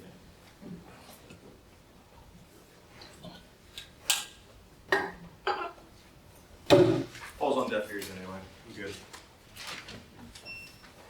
Well, thank you again. Choose an easy question, Justin. The first picture you put up of the campus was 3 and 2, and you had storage tanks there, okay? I was just confused. What is those water storage tanks, or what are they? So each campus has water storage tank, so inbound clean water. Each campus has 2 wastewater tanks, so it would be blow down. So after it goes through the condensing or the evaporative cooling system 5 times, it is discharged to those tanks. It sits in those tanks until it is then discharged to the municipal authority system per regulated discharge standards, testing requirements, and flow metering.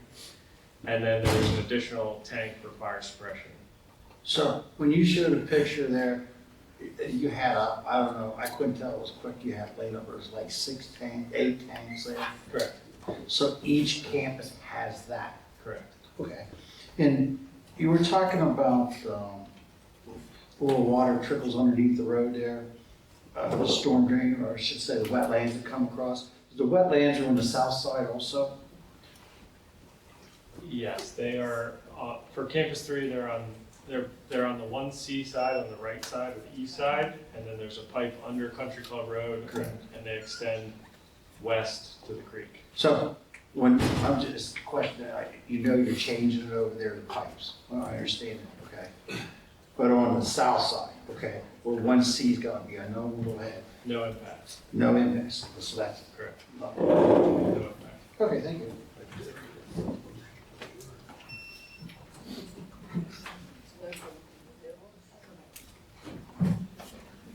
I own Byerly Country Club Road. I just have a quick question so I can understand the water that's been requested. So you have 18 buildings, and again, I'm not an expert on this, so I'm just asking the question. How is it that we only need, is it 440,000 gallons of water? That's it for all of these buildings? And again, I've just been reading, trying to catch and become educated on this. It doesn't seem like, based on everything else that I've read, that equates to what we've seen in other buildings. So if you could help me understand that, I would appreciate it, please. Yeah, there's a lot of misinformation about water usage on these facilities or historically. So these facilities can use an instantaneous flow rate of, 1 million gallons, right? But that's a flow rate, not a volume. So I think the engineering side of this and the terminology is very important, and the reporting is often misleading on that fact.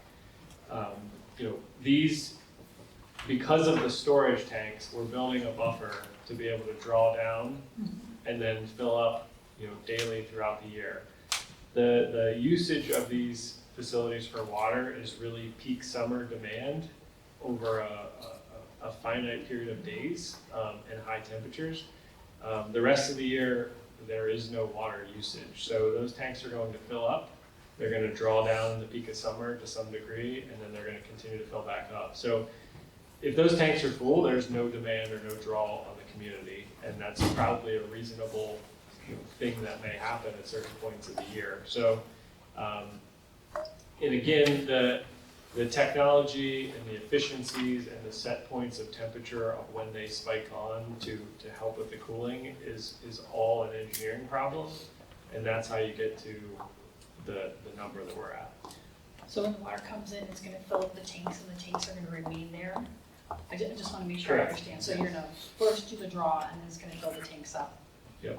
Okay. So And Justin, it's not to exceed 400 gallons a day, right? Yeah, the entire campus, any of the tanks, so there'll be a master meter on each campus, and the totals of those can't exceed the 400, that's reported to MTMA. For all three compounds? Yes. Okay, so for all three compounds. Is there anything that's in the agreements per phase that says that if that's not enough water, that you cannot come back and ask for more, either from our township or any of the other surrounding townships? It's really dictated by MTMA. I mean, Okay. they are in the water business, so they sell water to earn revenue to pay for things. So it's up to them if they would choose to. They could certainly pursue projects to find additional water, but that's up to them. But I'm saying you guys, the PAX 1 development, whenever it's built, there wouldn't be a need to come back and ask maybe perhaps other residential townships to sell water in addition to what's been approved here. There is no need from us, no. Okay. It can only be supplied by the MTMA also. Yeah. It's our jurisdiction, yes. It can't go to another water system. Okay. MTMA could go to another water system. And full water, isn't that right?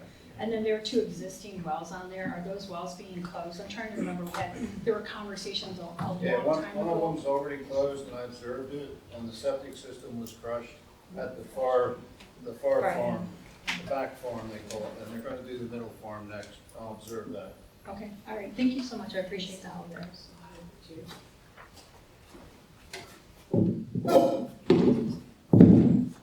Andrew Dembski, 430 Bornheisel. Justin, you mentioned the water goes through 5 times. How, when you're gonna fill up a cooling system to get it ready to operate, how many gallons go into to that system for one building? Yeah, that's a construction question. We can get that for you, but I don't know that off the top of my head. Okay. That'd be great to know. But I guess to that point, there is some water usage during construction for dust control and some other things on site. We're still regulated by that same number, so that's controlled by MTMA. So even during construction, fill and flush, all of those operational construction commissioning items, we still need to meet volume as well as their treatment standards. Okay. And then in those cooler seasons, I imagine you just can't let the water sit there. What kind of cycling happens just for maintenance?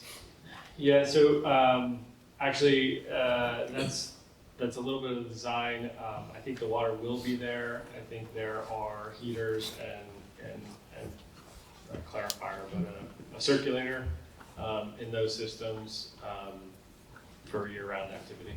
Yeah. Okay. And then when it is cold outside, are there fans that suck cold air in to provide the cooling? Because I imagine the interior temperature needs to stay the same all year long, right? Yeah, so it's a hybrid cooling system. So the fans and the louvers on the building, circulate air through the building, and then that is part of the cooling system. And then the other part is the evaporative cooling part, where it introduces water to produce the evaporation to cool at higher and quicker temperatures. So both of those work hand in hand. The majority of the time it is air cooled, and then the evaporative cooling kicks in when it needs to be. Yeah. But I guess the heat source is inside the building, so you need cold air from somewhere outside the building to reduce the temperature, right? Well, no. I mean, if it is cooler outside, you do use that. If it is warmer outside, or yeah, I guess it's always cooler outside. So if it's 90 degrees, you have less efficient cooling just running fans because the temperature change is not as great. That's what the evaporation cooling, because it raises the heat point of the evaporation, which dissipates the energy needed to dissipate. Okay, so it just keeps it down to a reasonable level. Yes. Okay. So those are all fans that are running to get the area. Like that's part of the noise concern there is the fans there. So it's both water and. Correct. Again, technology changes from what's, in Virginia or 20 years ago is there are fans on the exterior walls and on the rooftops. The fans currently are really inside the building. They're the size of, that wall inside the building, and then the outside of the building has louvers. So it's drawing air through the louvers. The fans and everything that makes noise is contained inside. Again, you hear the flow of air. You're going to hear in the sound study. These things will be modeled, but the design of those aren't like an exterior fan or air conditioner that we think of as, you see the blade spinning. That's all inside. Okay. If that makes sense. Yeah. Okay. And the next question is the eagle's nest that's on this phase 3. Can you speak to any of the mitigation that's been in place so far for that? Yeah. So we've monitored. We've ensured that it is active or inactive. We believe that it is active at certain parts of the year through documentation. Nick spent a couple days observing at one point. But there are different trigger points, and so the bald eagle was endangered. It is no longer endangered. I'm not sure if it's even threatened. It is threatened. Okay. So it was endangered. It's now considered threatened, which is a lesser category. The process there are different. I think there's 3 rings. There's no impact if you're outside of 1,000 feet with everything. There's 660, which means you can develop, but there's certain restrictions, and then there's another ring inside with more restrictions and more scrutinous requirements. We are outside of the 660, which means we need to be aware of it and monitor it. There is no permit required. If we were to do something inside of that, we have the ability to not do construction during breeding season, different times of the year. We have the option to get a take permit, which is essentially, not that we're going to go do anything to the bird, but you apply for a permit, you're on record that we're mitigating in some other way, we're building habitat, etc. So currently we are not impacting from the standards required. U.S. Fish and Wildlife has reviewed it, and that's the current plan. If there would be something during construction, we need to build something back there. Again, we'd have to go back through this board. We'd have to go to them to get concurrence on that. Okay. Thank you. I hadn't heard anyone say we've monitored and we've seen it's active, so I appreciate that communication. Thank you. Andy, I appreciate your concern with the bald eagles. I have a lot of experience with bald eagles on my farm. When I was 20 years old, if you'd have told me that I'd live to see bald eagles, black bear, wild turkeys, and coyotes on my farm, I'd have said you're crazy. I have seen all 4 on my farm. And I shoot groundhogs in my garden and fields. And I throw them in the backyard. And I have bald eagles come within 100 yards of my house and eat. And I have neighbors that call me and say, hey, there's a dead deer laying on 944. And if there's somebody around to help me, I go get it, bring it, and put it in the neighbor's field. And everybody watches the eagles. Yeah. If they're 650 to 1,000 yards from their nest, I don't think that the eagles are gonna leave. Because like I said, they come within 100 yards of my house. And there are a lot I see eagles on a regular basis, Yeah. where we used to never see them at all. Yeah. Just, I wanted to share that with you. You're concerned with the eagles. So you're sitting on the tower on your property, I'm assuming. Yeah, they sit on the power towers at my place a lot. They eat my groundhogs too, so I appreciate that service. I haven't seen them this year, but I've seen them around, so. I just had one 2 weeks ago. Thanks, Tracy.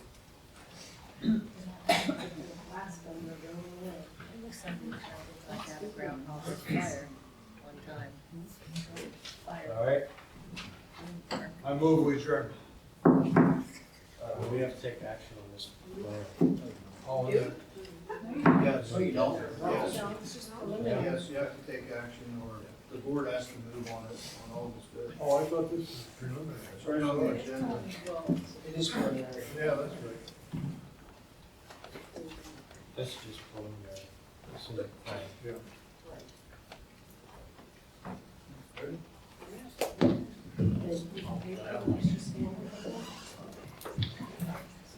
All right. See if we got this right. Pursuant to TPF 25-27, I move that we recommend the 12 deferrals, modifications, and waivers listed in the HRG letter dated July 9th on page 2. Did you say approve or recommend approval? Recommend approval. Thank you. I didn't hear that. I don't know what I said, but yes, we're recommending approval. Is there a second? Then moved and second. All in favor say aye. Aye. Opposed, nay. Moving on. I move that we recommend approval of TPF 26-12 with the following recommended conditions. That the conditions listed in the review comments of the Cumberland County Planning Commission report number P25-1177 dated 11/12/26 are satisfied. And HRGs, also the conditions met on HRG's Phase 3 preliminary land development plan dated July 9th are met. Got that, and we must also have a road improvement plan in place before final approval of the plan. Is there a second? A second. It's been moved and second. All those in favor say aye. Aye. Opposed, nay. Motion passed.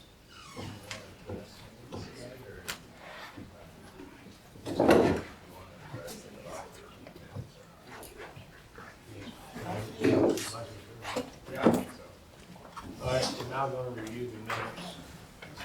Before we do that, Viola, you had concerns about the water. As I understand from the MTA, we have available 2 million gallons of water a day.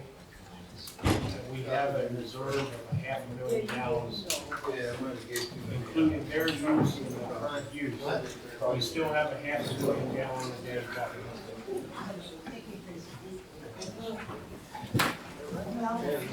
Okay, so on the July 13th minutes, Zach. Okay. July 13th minutes, talking about that.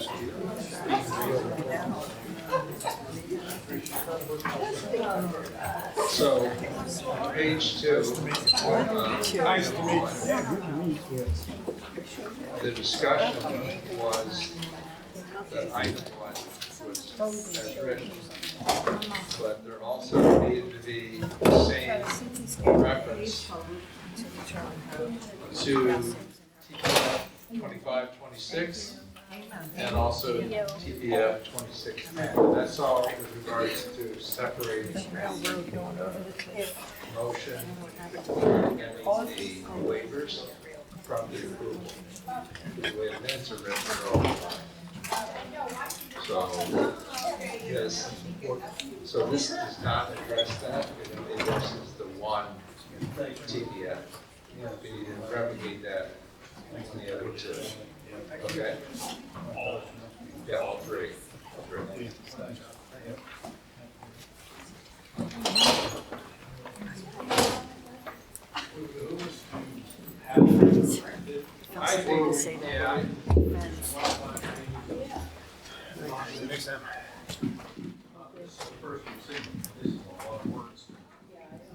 I emailed them to you also, though. So I'm not trying to. So that's the other question. What do you guys think of the length? So, when she had the one for the 22nd, she did what would be considered minutes. This one, we would consider more of a transcription of the meeting. It's too much. Too much. I don't think the minutes, I don't think it's appropriate for minutes. Okay. Agreed. So, It's supposed to be minutes, not hours. yeah, so they should be redrafted for consideration. Yeah, Keith Berman sent us an outline of what they should be, and Phil gave some input, and typically you want a summary of what happened at the meeting, and specifically what motions were made and approved. Yes. And then generally what the residents said, not specifically, not word for word what the residents said, but the resident, Mr. Hofrika, got up and talked about a concern about noise. I would ask that we redraft these July 15th minutes appropriately.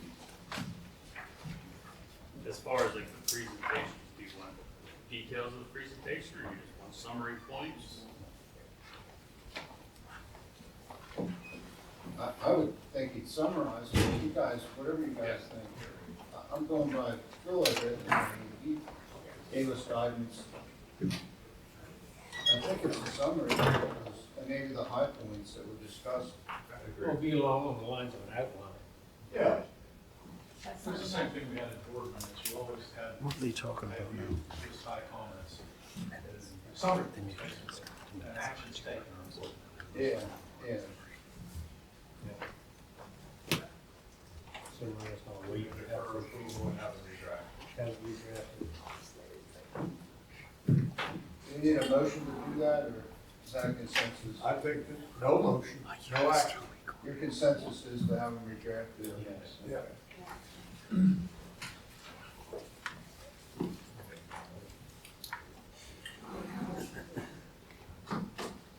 Already made one. One I make a adjourned. motion to adjourn this meeting. Is there a second? Hold on a second. What the last two agenda items?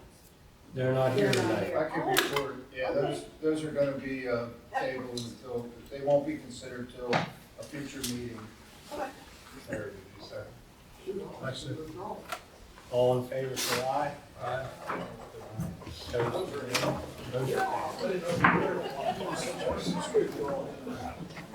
That's neighborhood too.